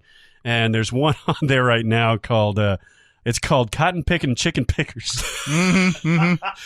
And see, again, is Cronenberg associated with this film? No, but I have watched previous in this series, and they're great, man. The stuff that he selects is just wild and fun, and stuff that if you're into cinema, like, you should watch. Oh, awesome. And how much does this cost? Because it sounds really freaking expensive. Well, if you go to Mubi.com/CinemaSins, an entire month, completely free. It's a free trial, extended free trial, all the way to 30 days. You're going to be hooked within that 30 days, man. You're going to be able to experience 60 films if you want to, and it'll blow your mind. Yeah. And so, yeah, go get you some Mubi. Yes. Get you some. That's right.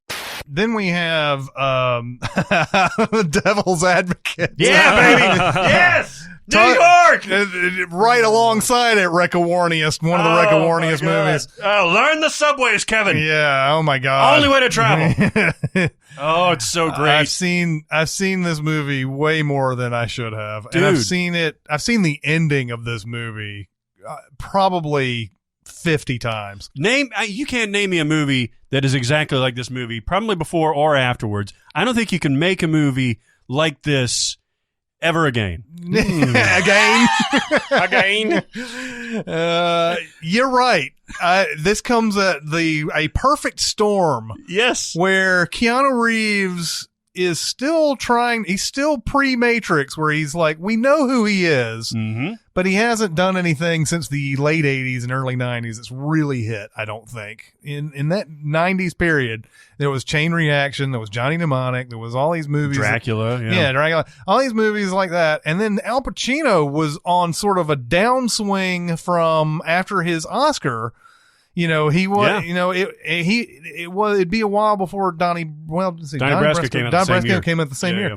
So, but yeah, Devil's Advocate is it's a perfect storm of just, it's insane to put Al Pacino and Keanu Reeves in the same movie. And Charlize Theron. Yeah. And before she's anything either, really. Well, yeah, but it's before she really got her shit together, too. Yeah, I mean. No, Kevin, it wasn't the wine. Yeah. It wasn't hearing from my sister. I mean, it's just fucking. I can quote this entire movie. Yeah, I know you could. It is. I know. It's it's one of those movies. It's overdramatic to a comedy fault almost, and then it's so great.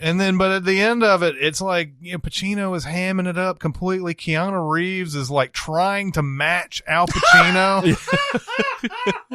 Oh my God! That's my job. That's what I do. I win. I rest my case. But we've talked about Devil's Advocate a bunch. Now, Die Hard with a Vengeance. It was the first time Die Hard actually made it to New York. The first movie was in L.A. The second one was in D.C. This one finally gets him back home. And this was the first movie I ever built. Wow. Really? In a movie theater. Wow. Die Hard with a Vengeance. I tried Crimson Tide the previous week. I was not successful. Hold on. This was 93? 95. 95. So you were, how old were you? 18. Oh, you were 18. Okay. So you could, I wasn't 18 at that point, but you were able to watch it because it was obviously rated R. Yeah, well, I mean, at 16, I was watching. I was going to say, nobody at the movie theater gave a shit. So you could build rated R movies at 16? I never built, okay, so if, oh, that's right. You weren't building. Until I wasn't building anything before then. I imagine that if they had allowed me to build, or if I was in the position to build movies at that time, I would have watched it too. I mean, at 16, I mean, remember some of the movies we've talked about I think even in New York, Sliver, and I don't know if we've gotten to Color of Night yet, but I was definitely not 18 when that movie came out. Yeah, that movie's terrible.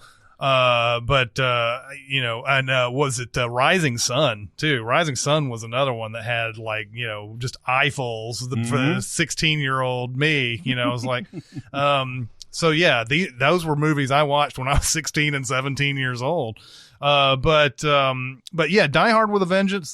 Get Back to New York. This is the one where Jeremy Irons comes in and he plays Hans Gruber's brother. That's right. That's the big secret in the middle of the movie that they've, and he's playing Simon Says, and it's all this stuff where he's like giving him and Samuel Jackson clues where to go. And yeah, the whole thing is these riddles that he keeps sending sending McClane and Samuel Jackson's character through, basically as a big cover up for a robbery of the Federal Reserve. And it's a lot of the shit this is one of the most preposterous. I mean, there's more preposterous Die Hards to come. But the one where they're supposed to somehow get to the train before it blows up, and they have to go over like 90 blocks of New York and everything, and like none of it makes sense. Like, let's go through the park. Like, what is the park? The park doesn't get you anywhere fucking near where this train's going. And then like there's a part where like they have to call an ambulance to follow, like whatever, and they're like, how do you get the ambulance to just time that shit perfectly? None of that shit makes any sense. But I kind of love Die Hard with a Vengeance. Oh, it's fun as hell. It's a fun movie. It is. It seems pretty clear that because this one was a script that was not a Die Hard movie, and they adapted this story of a bomber with riddles for John McClane.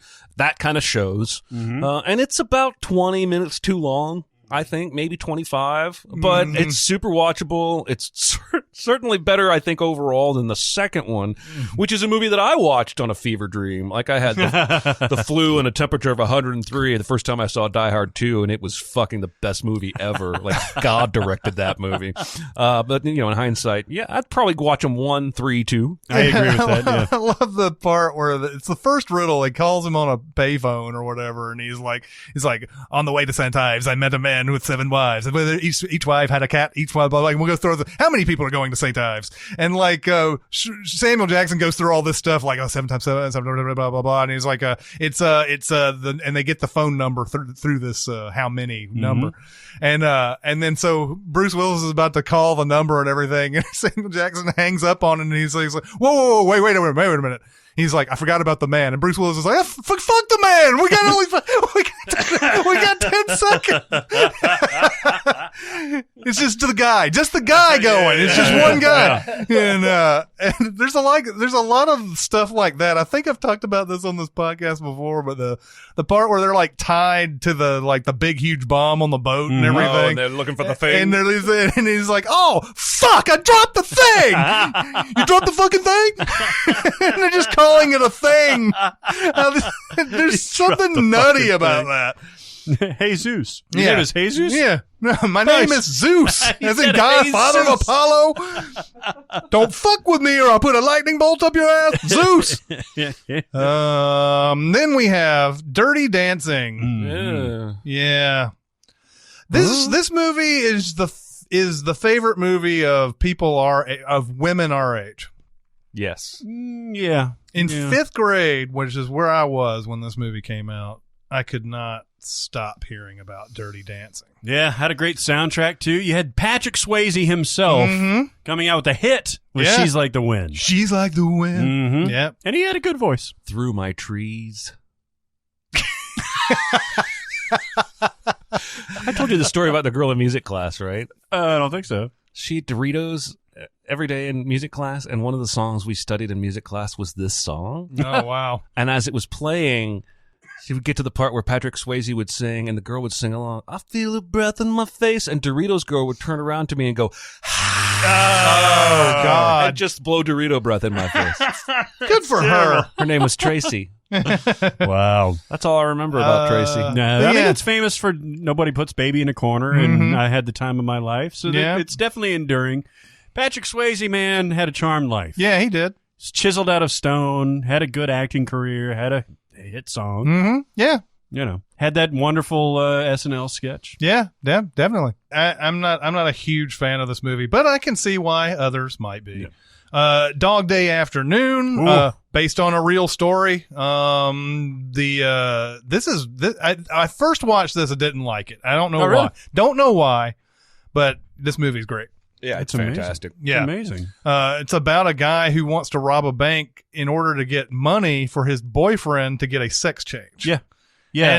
And it sounds like completely ludicrous, but it was based on her true story. Dude, and this is one of the only John Cazale is in this and the Godfather movies, and one other Pacino. Like he's only been in like 4 or 5 movies, all of which have been Academy Award nominated. He has this unbelievable track record. He unfortunately died early. I think he had cancer or something like that. But he was also engaged to Meryl Streep at one point. Oh yeah, that's right. But yeah, he's in all these like great movies and everything. Yeah, Dog Day Afternoon. It's a heist movie, and it's I guess it's a hostage movie. Yeah, hostage. But Al Pacino is fucking fearless in this movie. He kind of is, man. You love him from the very beginning.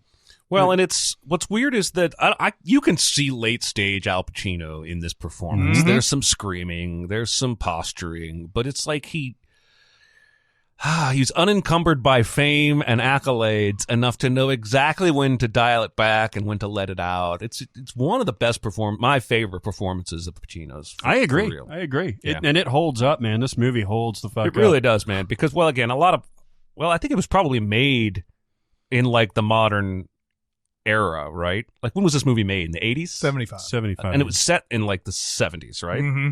So I was going to call it a period piece, but my point is it wasn't made as a period piece, but it holds up well because it looks like the time period it was set in. Yeah. I'm not looking for any cell phones. Yeah. Right? Yeah, exactly. Sidney Lumet again. That's right. Then Donnie Brasco. I know we all love Donnie Brasco in this room. Ooh, Wow. snap. There's a lot of Pacino in here, man. Yeah, man. There it is. I mean, you could argue, Pacino had that great stretch with Godfather, Dog Day Afternoon, and Godfather 2. And then, with you all dozens that of others. Serpico and Justice for all that. Yeah. But that 1997, man, between Donnie Brasco and Devil's Advocate, where you could not play more opposite characters. Yeah. He's subdued, he's muted in Donnie Brasco versus being John Milton in The Devil's Advocate. You could make an argument he had to do both of those movies the same year. Yeah. He couldn't have done either of them without doing the other one because he needed to have been all that amped up on Devil's Advocate in order to get subdued for Donnie Brasco. Gassed it out. Mm-hmm. This may be Johnny Depp before the Pirates and all that stuff. Had a lot of good performances, Edward Scissorhands and all that stuff. But this one may be one of my favorites. In fact, maybe my favorite overall. I feel like it's the perfect center of, his sort of indie early career where he was always great in these weird movies and this sort of, mainstream Johnny Depp that morphed into this Pirates of the Caribbean Johnny Depp. Because he gets to act his ass off, but it's a mainstream film. And it's not over the top like Ed Wood is, even though that's a great performance too. Yeah. This is just, there's nowhere to hide in this role, basically. But one of the things that I like to think about sometimes is how hard it must be because they don't shoot movies in order in general for cost reasons. And, to be able to show the subtle shift because Donnie starts out pretty wholesome. Oh, yeah. He's going after the criminals and he's putting on his gangster airs. And by the end of it, I'm not sure he knows how much of him is real gangster and how much of him is cop. I think he may have pulled the trigger on that deal. He may have gone all the way. Yeah. But it's a subtle shift. And imagine having to film those scenes out of order and be Johnny Depp going, okay, so today I'm 70% of the way to gangster. It makes me appreciate his work even more in this movie when you think about that. Because he's got to show that arc all the way through, whereas Lefty is just Lefty all the way. He doesn't really have an arc. Anyway. It's a fucking fugazi. Yeah. Yeah, I know what a fugazi is. Why are you saying this is my thing? That's a beautiful thing, but this is my thing. Then we have Elf. Oh, I like this movie. This movie's actually New York as fuck. Dude, this has gotten a cult. It's gotten such a cult status that it's now like Christmas canon. Yeah. I think it should be. Yep. Yeah, it's adorable. I'm not sure there's like, if we're putting modern Christmas movies into canon, as calling them classics, what else are you going to put there? Probably the Santa Claus, right? I would say Scrooged. Well, yeah, but even that's probably outside what I would call modern. Yeah. Yeah, you're right. And this one, Elf, and then maybe something like Nightmare Before Christmas, which most people are going to argue with me. It's not a Christmas. I don't give a shit. But yeah, we watch. My wife and I watch it every year. Yeah, we do too. And it's sort of the Will Ferrell charm before he kind of, got a little high on his own thing. It's, it's Favreau giving us the right amount, the right mix, right? He gets to play opposite James Caan. He puts him opposite Bob Newhart. Peter Dinklage. Yeah, and it's good stuff. And Kyle from Tenacious D is in this that's movie. right, yeah. And it's a great, simple story. Zooey Deschanel's in this. And the only time it really kind of starts to lose me is towards the very end, when they're all singing out on the street and the reporter's out there, and I'm just like, all right, I'm done. Yeah. Let's move on. But everything up until there's just enough laughs mixed in with the charm, it just works for me, man. Yeah, I agree. John Carpenter's Escape from New York. Do you put this up there as one of the better Carpenter movies? Let's see. I'd put Halloween, and then The Thing, and then They Live, and then maybe even The Fog. Yeah, see, this would be down the list for me. Yeah. It's fun, though. It's a fun movie. Kurt Russell, Snake Plissken is just a perfect. Didn't Carpenter also make Big Trouble in Little China? He did. So that would go above this, too. Yeah. He also made Starman, which I might even put over this. I probably would, too. Yeah. But yeah, this is a fun movie. I mean, this is a good old fashioned B movie, man. Yeah. It's perfectly fine as what it is and everything. Then we have Eyes Wide Shut, which is sort of a New York in a dream type of thing. Intentionally, people. Intentionally. I know that it doesn't look like actual New York. Well, even Scorsese himself in one of those Kubrick documentaries that I've seen is like, this is like, Eyes Wide Shut is in New York, but it's like New York in a dream. You never even been in this part of New York ever, blah, blah, blah. Yeah. But yes, it's New York. But it's just not, I think the whole thing was shot in London. Yeah. Well, most of it was. And it was shot on the Pinewood Studios but yeah, they've made a, sort of like if you've been to New York one time and then tried to draw a sketch from it type of New York. God, I'm going to watch this movie tonight. I'm going through mentally all the stuff that I love about this movie and realize it's been a minute since I've seen it, and I'm going to watch it again. Yeah, I love Eyes Wide Shut. I'm going to move on because we are getting later and later here. Yeah. Final Destination. I forgot that was a New York movie. Yeah. Yeah, it's got to be upstate, though, right? Yeah. Not in the New York City proper. No. Like so Final Destination 1 and 2 were both in New York. I think it was upstate. And it's 2 that has that wonderful opening scene, right? The car crash. The highway scene. Yeah. With a log truck and everything. That's worth the entire series being in existence alone. I agree. That's such a great I just watched the third one yesterday. Oh, my God. That's the Mary Elizabeth Winstead one, right? Winstead is in that. And those 2 girls burned to death in the tanning beds. I know. Oh, yeah. I know. And another, just like, here's an excuse for some nudity. Now let's burn them to death. But like, the Final Destination has a pretty cool, like, that first one especially, because afterwards it becomes more of a gimmick. But like, you see the main characters die right off the bat.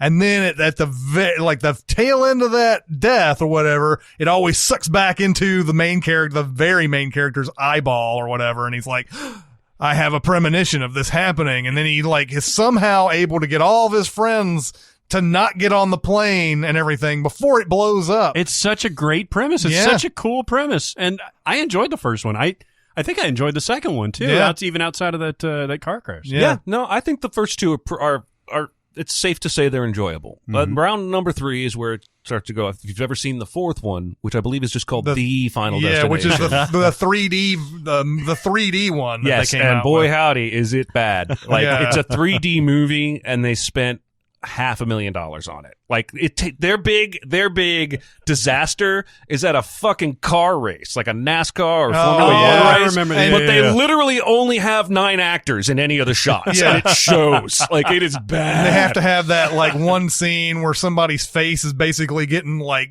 rolled down like toilet paper on with a tire with a tire. But yeah, I like that. And it's he's cheated death because he has this premonition, and then like death still is coming after them as like that is a great premise. And it's all the fake outs that really make it to where you're like, oh, that's how it's going to happen. That's how it's going to happen. Yeah, which of course gets stupid in the later ones. Oh, sure. Yeah. but in the first one, it's fun. Oh, yeah. Yeah. We can go through like, has anybody here seen Funny Face? Oh, yeah. I have not. Barbara Streisand? Oh, I was thinking of the Audrey Hepburn, Fred Astaire one. So no.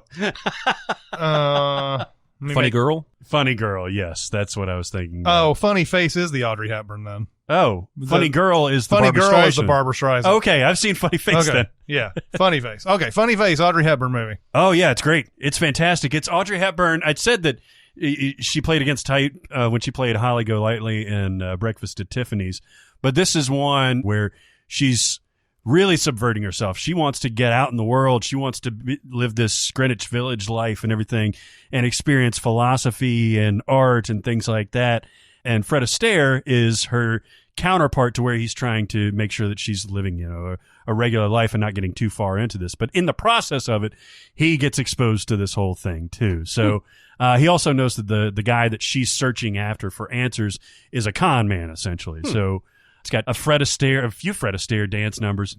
I could watch that guy dance forever. Yeah. He was so perfectly built to dance, like Michael Jackson, basically. Yeah. He really was. And it's just gorgeous to watch. So it's a strong recommend. Then we have The Freshman, which is Marlon Brando, Matthew Broderick. This is Marlon Brando's attempt to ape his gangster persona. Yep. Do you like this movie? I fucking love this movie. This is a great movie. It's a great movie. Yeah. They're gonna eat a goddamn Komodo dragon. Which has gone through the mall, by the way. I love this movie. Yeah, man. I don't think it has quite the critical reception. It does not. And I think it maybe film fans in general don't like it as much as we do. But there's something about that that playing off of those two, Broderick and old man Brando. Brando, yes. That just works for me. And it's that manic, out of his depth, I just love it. Oh, it's great. Bruno Kirby's great in this. Yeah, which is funny. He was in Godfather 2, right? Is that Bruno Kirby? Yeah. He was a young Bruno Kirby. Yeah. But The Freshman is good. It's definitely just a play on Don Corleone in this whole thing. It is such a play because the fucking Mr. what is his name from the Jeffersons is the teacher. Richard Bentley is literally showing Godfather 2 in class. In his class, and he's like they had that moment when Fredo and Michael kiss, and he's like, this is the kiss that seals his fate and everything, and then Penelope Ann Miller comes in and gets Matthew Broderick out of there, and it's like whatever her name, Sabatini, and he's like, the Sabatini, and it's such an obvious play on this character that shouldn't work as well as it is, but it does. Well, I think it worked because he plays it straight. Brando does. Brando's not playing it he's like a joke. Nuts in his head. Yeah. And he keeps he's like, you want sugar in your coffee? And he keeps pouring and pouring and pouring. And he's like, okay, I guess that's fine. I love this movie so much. We talked about it maybe not being a critical darling or anything, but I've heard a lot of critics say that they love this movie. Oh, really? Now, it's got a 6.5 on the IMDb, which means there are a lot of people who don't like this at all, but I remember the Tennessean, Gene Wyatt, gave it a 4-star review when it came out. But it may be mixed overall the country and everything. Maybe they were thinking of the song. Oh, it could be. For the life of me, I cannot remember. Yeah, that Verve Pipe song that came out, 7 years later? I Yes, guess? definitely. they were definitely thinking of that. Did you say Paul Benedict was the actor? I said the Richard teacher? Benedict, but it's Paul Benedict. Paul Benedict, and it also has Frank Whaley and B.D. Wong, early B.D. Wong. Yeah. B.D. Wong. I'm always going to say his name like that from now on. Then we have Guys and Dolls. I've never seen that. Oh, really? Yep. When you see a guy reach for stars in the sky, Mm-hmm. you can bet he's only doing it for some doll. I love this one. Now, Yeah, it's great. A lot of it is the music. Obviously Guys and Dolls. But because I don't really have that much affection for Brando or Frank Sinatra. Really? I really What? don't. What? Not in general. Really? I don't hate them. I'm just not drawn to growing up. My mom was a big Bing Crosby fan. So where normal kids would have been shown Frank Sinatra stuff or heard his music, I was watching Bing and listening to his music. Mm-hmm. But yeah, no, I really liked it. I liked it a lot. It's long as fuck. It's like 5.5 hours long. Yeah, it is long. It's 150 minutes, so 2.5 hours. Yeah, and you feel every single one of those minutes. Well, yeah, because he watched it somewhat recently, right? Again, yeah, about and- 10 years ago, maybe. Yeah, and then I think Chris mentioned in the last time we talked about this, there's this epic feud between Brando and Sinatra. Oh, with the cheesecake. It was, and I think we determined, and I'm going to have to go back and look at this again, that Sinatra was the good guy in this. Like, Brando was pissed off because Sinatra was this singer that they brought in to act against, this thespian.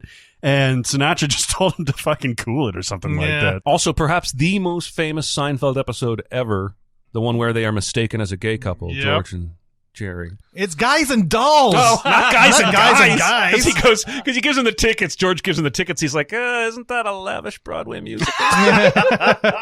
Oh, my God. Not that there's anything wrong with that. That episode was simultaneously progressive and regressive. Exactly. Yep. Well, that's what Seinfeld did to a T. Yeah.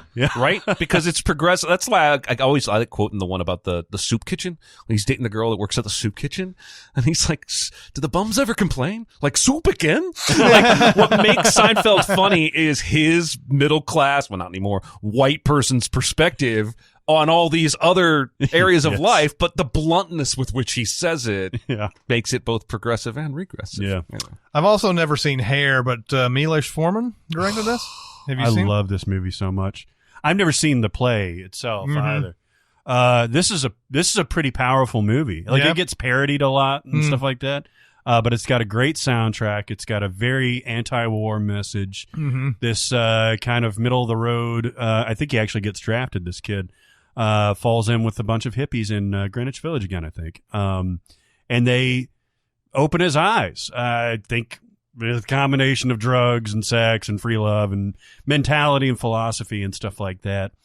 And it hit me for some reason more so than just like a regular musical. And it's totally worth watching. Wasn't it like performed nude originally? Yeah. The Yes. very end of it is the dawn of Aquarius. This is the dawning of the age Yeah, of in Aquarius. fact, that was I think that was a thing that Broadway you couldn't have naked bodies on stage unless they stood still. It was a weird rule. Is that what it was? Yeah, it was a weird rule. Like, as long as you didn't move, the nudity was fine. Oh, that's crazy. Yeah, we'll have to look into this, but I think that's the only way they could get away with that on Broadway. Oh, wow. Was that they were all naked, but they couldn't. I guess they could sing, but they couldn't walk or do any of that. That's crazy. But yeah, it's very, very good. This is 1979, I believe. Yeah, 1979. And got a decent cast. Treat Williams and Beverly D'Angelo are the main ones. And it's worthwhile. This is another one that I'd like to rewatch because it's been a while since I've seen it. Then we have The Happening. Just by saying the title. Yeah. Have you ever met somebody that defends this movie? No, I mean, I guess I have seen people who are like, because it's so over the top goofy in its earnestness and everything, especially the no, all that type of thing. I guess there are people who enjoy it on that level, but I don't know if there's anybody who's been like defended it as this is a great movie. Well, I've seen it on think pieces online, as everything is, but I've also run into some people that, like, unironically will enjoy this movie, and I've seen it probably 3 or 4 times, trying to watch it ironically, like I did with, or parodically, as like I did the second time with Starship Troopers. Tried to watch it honestly again, then just tried to. I think I was drunk one time, and there's no redeeming value to this movie that I can find. And this is also one of those things too, where because there was the disappearance of the bees and all that. It's why you don't make a movie.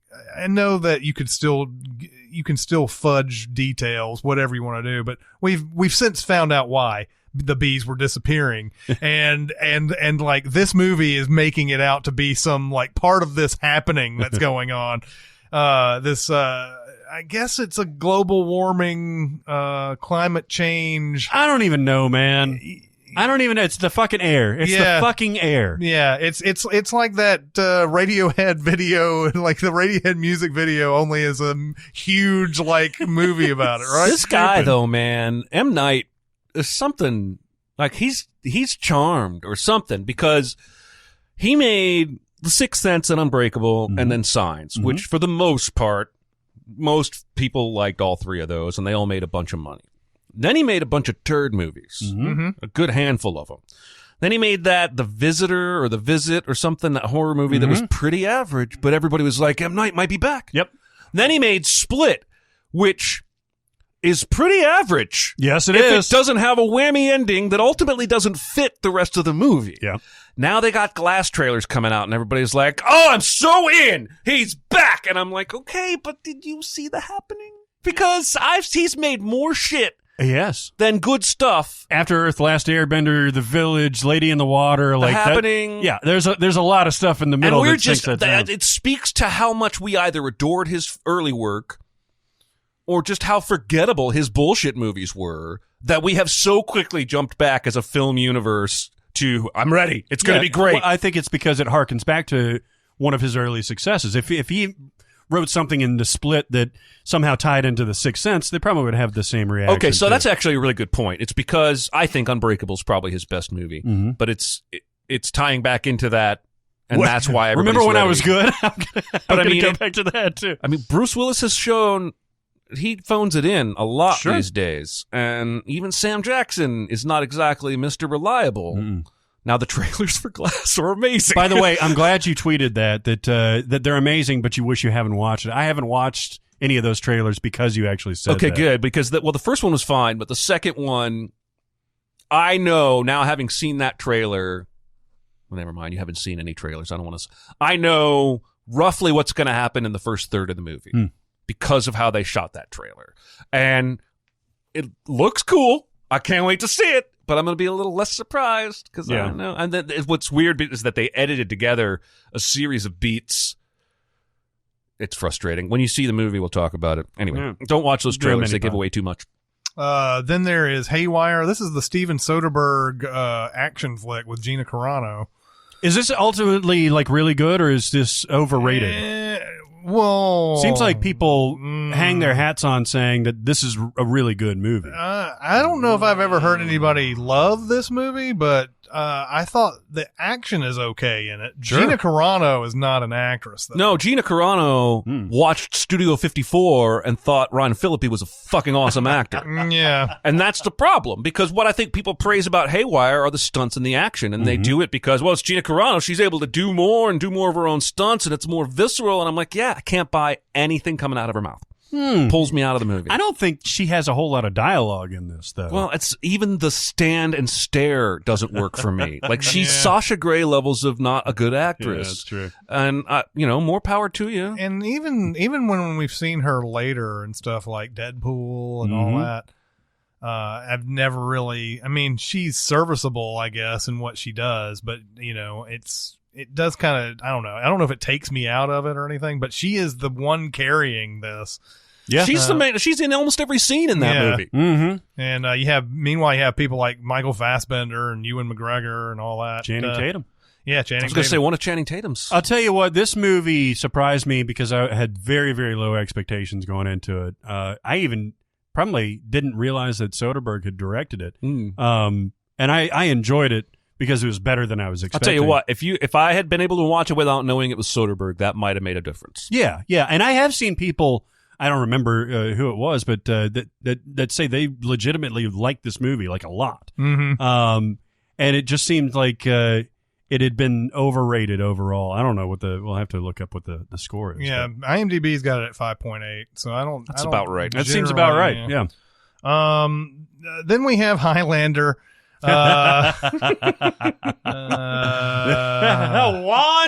Juan Michel Ramirez or whatever the fuck it is. Yeah. I don't understand this character. It's the fucking most Sean Connery. Scottish person ever. Sean Connery comes in there jumping over the Frenchman who's supposed to be the Scotsman on his horse. And he's like, I'm Juan Marie Ramirez. Yeah. And then I'm from Spain. They're not even trying. No, I'm from Spain. And then he's like, you almost knocked me over, you Spanish peacock motherfucker. Yeah. And he's like, I'm not Spanish. I'm Egyptian. Yeah.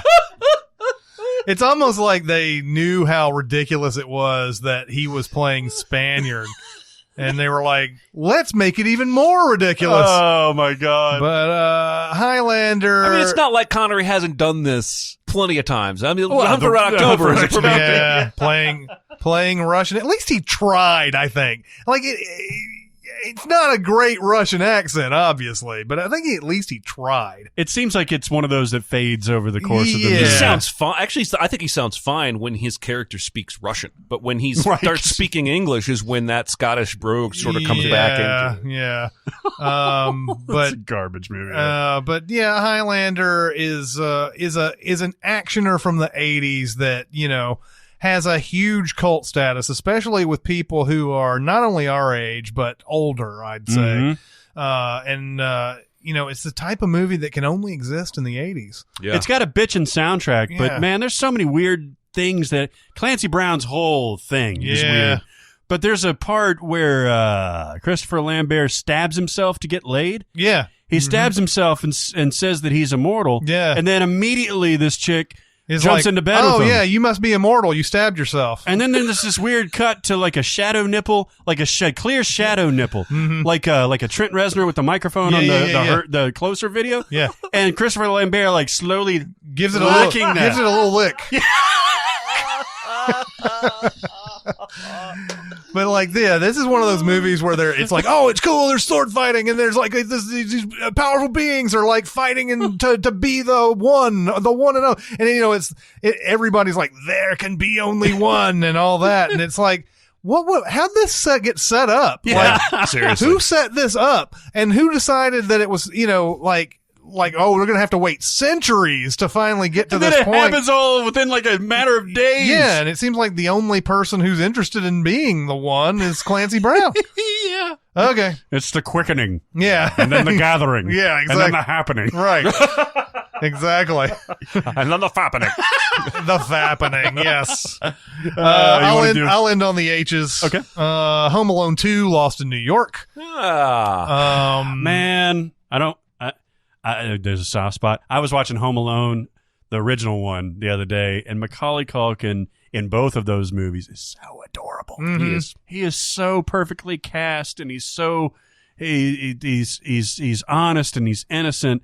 Even in the second one, where it's just the hunt for more money, it's preposterous. This whole thing. Mm-hmm. I can watch it every year. They forgot Kevin again. We did it again. Yeah. But yeah, and then he just acclimates himself to New York. He knows the fuck out of New York. Yeah, he does. This was pretty fast turnaround for the era, right? Like, it was pretty unheard of because didn't they like greenlight the sequel like almost immediate? Because he almost doesn't age if you look at the two movies. Yeah, I think he filmed it the next year. I think it's a year. Yeah. A year They after. just turned it around. Actually, maybe right two. It came out in 92. The first one was 90. Yeah. So but 2 I think years. they filmed it right afterwards. But they did another good job of the supporting cast with Tim Curry in a great role, and Rob Schneider even. Won't even mention the cameo in the fucking Plaza Hotel, but and then Joe Pesci and Daniel Stern are always fun. The old guy at the toy store is fun. Like, I don't know. This movie is objectively not good at all, but Agreed. there's like a little soft spot in my heart. That's okay. As long as you're not talking about the third one. No, the third one is awful. Well, yeah. That's why I said as long as you're not talking about the third one. Okay, so we're going to end there. We're going to have a part 3. We thought we could get this done in 2 parts, but we lied. Man, sorry if this is not good for you. I apologize, but we're enjoying it. How many people have come out to you and said that this is not their bag? All of my college girlfriends. No, damn it. No, actually, I've only seen it a few times, and when I see it, it's almost always because they're people that aren't from America, so they don't have a connection to the States or an understanding of the difference between the States. Like, if you're in fucking Australia, it's probably harder to connect to our road trip through the States. But that's why I think teasing a space road trip and a Canada road trip and a Central America road trip is worth exploring. Well, there's that, and also New York is so internationally known. So it's not like we're spending 3 episodes in Nebraska, something like that. That would be egregious. But I know that I'm not trying to single anybody out or anything like that, but the main thing that I hear about it is that we're just going through movies and it's just like an almost long recommend warn type of section or whatever. I don't know. I don't look at it that way. I see more as movies that we may not think of that we get a chance to talk about finally. And, there are a bunch on this list that I should watch and I never have thought about before. Like The Happening. No, there's a bunch on the list and everything. I'm like, oh yeah, I need to see that. Like Hair. I didn't know Milos Forman did that until this episode. So, I like that idea of it. I feel like it's no different than if we just were talking about movies in general. Yeah, just any topic. Just take the road trip out and then just, hey, let's talk about some movies. That would be the same sort of deal. Yep. But that'll do it for this week. Keep going to Facebook, the SinCast presented by CinemaSins Facebook page. Keep going to SoundCloud, CinemaSins Twitter, Reddit. There are many places that you can come and comment on this very episode. And guess what? We have a Patreon. We've talked about this the last 2 episodes.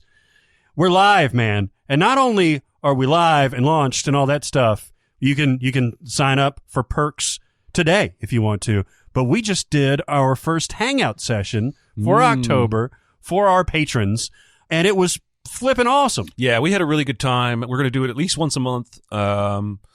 And there are 3 levels of perks. We're trying to keep it simple. We're trying to provide things that we think you might actually want. So a live video chat, hang out with us, early access to Sins videos and podcasts.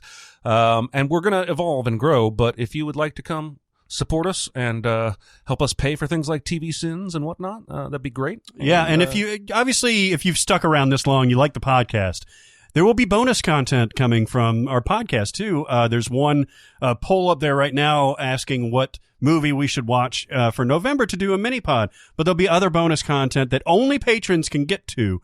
So we'll be kind of, again, growing that and adding that later on. So sign up today if you can. We really, really appreciate it. This has been a fun and edifying experience for me, I think for all of us so far. It gives us more connection with you fine people. So. Yeah, and I think we're thinking about maybe doing it at different times as far as the hangouts are concerned and everything, so that more people can join. Because we are doing it here in the middle of the day in the United States, and we had somebody who was 3:00 in the morning in Australia watching. And also, we should note, I didn't understand this fully until recently, is that video is saved in the Patreon feed. If you missed it, you can still sign up and you will gain access to that video chat and all past video chats. So check it out, see if it's for you. Yep. Yeah, that'll do it for this week. It's Chris Atkins and Jeremy Scott and Barrett Sher. We'll see you next time. Thanks for listening. Comment on our episodes on our SoundCloud page. Check us out on YouTube, Twitter, Facebook, and Reddit. And be sure to visit CinemaSins.com.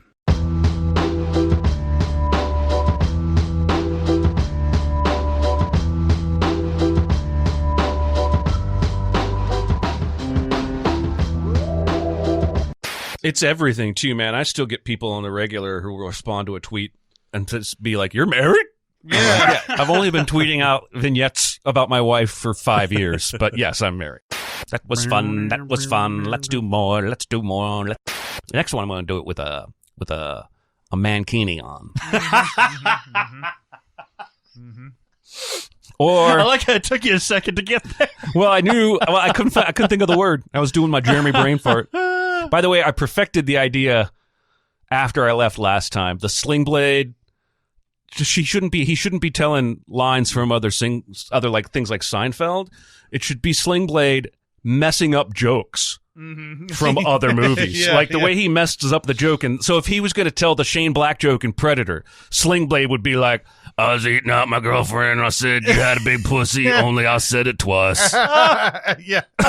Right? Yeah. So you could do a whole video or a vignette, a SNL skit of Sling Blade doing stand-up, and he just mistelling everybody else's jokes. That would rule. That would be awesome. I can't even type in what synecdoche would Okay, so Synecdoche. I'm legit curious. My uncle used to live in a city called Schenectady, and when I was there, we called it Schenectady. Then this movie comes out, and I'm pretty sure it's Schenectady, but then everybody keeps calling it Synodoche. Okay, so Schenectady, yes, is a proper town in New York. Synecdoche is a different word that he used as, I think it is ironically a synecdoche of Schenectady. And so it's SYNDECDOCHE. The concept of, synecdoche, wherein part of something represents the whole or vice versa. So it's a play on words on Schenectady. Yeah, but how did you ever even come across that word, though? I would never have. Fucking Charlie Kaufman. Charlie Kaufman, man. That motherfucker. He's got 4 projects in development. One is Slaughterhouse-5. Oh, interesting. Oh, seriously? Yep. That's going to be fucking awesome. Could be. I mean... I am aroused right now. Mm-hmm. Well, they're out of Stephen King books to make. Now they've moved back on to Vonnegut and some of the older classic authors. Oh, my God. authors. That's perfect for him. So, yes, while he got his sort of his boost from being in Spike Jonze movies, you could also argue Spike Jonze got a boost from Charlie Kaufman. Yeah, man. And that working relationship is what boosted both of them, because still I don't think very many people outside of music video nerds knew who Spike Jonze was. No. And both of them work really sporadically. Like Spike Jonze hasn't come out with anything since Her was the last one. Her. He did that Apple video. That was the last thing I've seen. We're not counting that. No. Her was 5 years ago, maybe. 2013? 2014? It was 2013. 2013. So he does that where he's not one of those guys who feels like I've got to get out with something every year or else I'm irrelevant and everything. He comes out with stuff every 5 or 6 years. Did you see that news I tweeted reaction to last night that he's going to he's in talks to be in the next Taylor Sheridan movie? Oh yeah. Chris, and my response to the Deadline tweet was, "You had me at next Taylor Sheridan movie." Yep. Did you like Wind River? Still haven't seen it. I haven't either. It's I think it's still- even on Netflix, and I still haven't seen it. I mean, I got the Blu-ray. I've seen it. I It's now good. call it a stack of shame that's on my desk because The Big Short is in there. Mm. You haven't seen Big Short? It's a stack of shame, Okay. Barrett. I That just is didn't the realize point. that you had. I do not need extra shame. In fact, Phantom Thread was in that stack until HBO, thankfully, decided to start airing it, and I could take it out of the stack. Isn't There's it- something about putting in a goddamn Blu-ray that is a commitment to 2 I agree. hours of my life, whereas something on HBO, I can go, well, maybe I'll watch it, maybe I won't. Maybe if I'm into it, I can pause it and still go outside and do whatever I want. I don't know. It's just I agree. You're it's right. easier. That's why I watch a lot of shit on HBO. You like Phantom Thread? I think Phantom Thread is a cinematic achievement. Yeah. I have a hard time spending so much time with such an asshole. Like, he's Yeah. just a fucking... When he says he's admiring his own gentlemanliness for eating it the way she's prepared the asparagus, that was the moment he lost me completely. Up until I then, understand that, he yes. had been a prick. But at that point, he was evil. Yes. And I know some people out there find some poetic beauty in the fact that he ultimately agrees to be poisoned so that he can be more of a proper partner. But he makes the change before the first time he gets sick. And because he's pushing her away, that's the ultimate, like, that dinner scene, which is so brilliant, is him pushing her away. You can see, like, distress on his face, where he's like, I'm saying things that I probably shouldn't say, that I know I probably shouldn't say. Yeah. But I'm going to say them because this is how I am. Mm-hmm. I'm going to push you away. And then when you have that moment of solidarity when he gets sick the first time and doesn't know how it came to be, I understand where you're at. I'm not, again, that's what I'm saying, is that I'm not judging anybody who doesn't see it the way I do. I just feel like, what am I supposed to take away from this? I feel like I've seen plenty of tortured genius guy as an asshole, but someone finds a way to love him stories before. Yeah. It's essentially a romantic comedy. In a way. And like I said in the live video chat we just did, I've seen it 3 times now. There's something drawing me to it, and his performance is... Oh, it's amazing. I love the scene in there where, like, she's not quite sure how he feels about her and everything, and so, like, she's modeling that dress for the first time, and, like, she's out there, she's doing all the poses or whatever, and there's the scene, and we don't know what's going on in the scene right away, but the camera goes across her, then down to him, and he's, like, looking at her with this admiration, like, oh, he really likes her, doesn't he? And then you find out that they're just being photographed, or whatever. And he's like, okay, we got done with those now. All right. Although I do give the movie points for the when they meet and he orders breakfast and they're clearly they're flirting and like each other. That scene is immaculate. Mm-hmm. Like, I feel like a high school kid with a crush in that scene, especially when he's like, and some sausages. Yes. He's ordered everything, including tea. I'll have a whole pot of lapsang tea and some sausages. And she even smirks like, I love that scene. And she's great. It's almost a shame that she had to be in the movie with him because he's so great. He ultimately agree. overshadows her, but she's doing so much more work, I think, acting than she got credit for, because she was really damn sexy. Yes, she is. She's damn sexy in that movie. Like, and I don't think there's very much, like, skin being shown. No, or there's anything. almost none that I can remember. Yeah, so she's all of it is, like, the way she acts and everything. The scene where she chases after that woman with the dress who went out of the house. Yeah. That's where you were, like, really, that's where I was, like, really, like, okay, I'm all in on this chick, because she's like, it's like, because she's like, you can never once again wear a dress from House Woodcock or whatever. Yeah. Fucking chic. By the way, that's a stealth prequel to Mr. Woodcock. Yes, it is. The Napoleon Dynamite movie. Yes, Napoleon Dynamite 2. Yeah, what is his name? John Heater. John Heater. I did actually tell, I think it was Dicer, that I'm more able to relate to Bill the Butcher than I am Reynolds Woodcock. Oh, really? His motivations make more sense to me. I actually just watched 2 days ago, for the only time ever, Videodrome. Oh, yeah. That movie is fucked up. It's fucked up, but it's exactly why I hate Cronenberg. Yeah, the whole time I was watching that movie, I was like, this is what, the TV's going to breathe now. Oh, he's going to put the VCR tape into his stomach opening. Yes. Yeah, fucking Cronenberg. Yeah. He's obsessed with breasts. All you people up there in City Hall. City Hall. You're fucking it up for the people that's in the streets.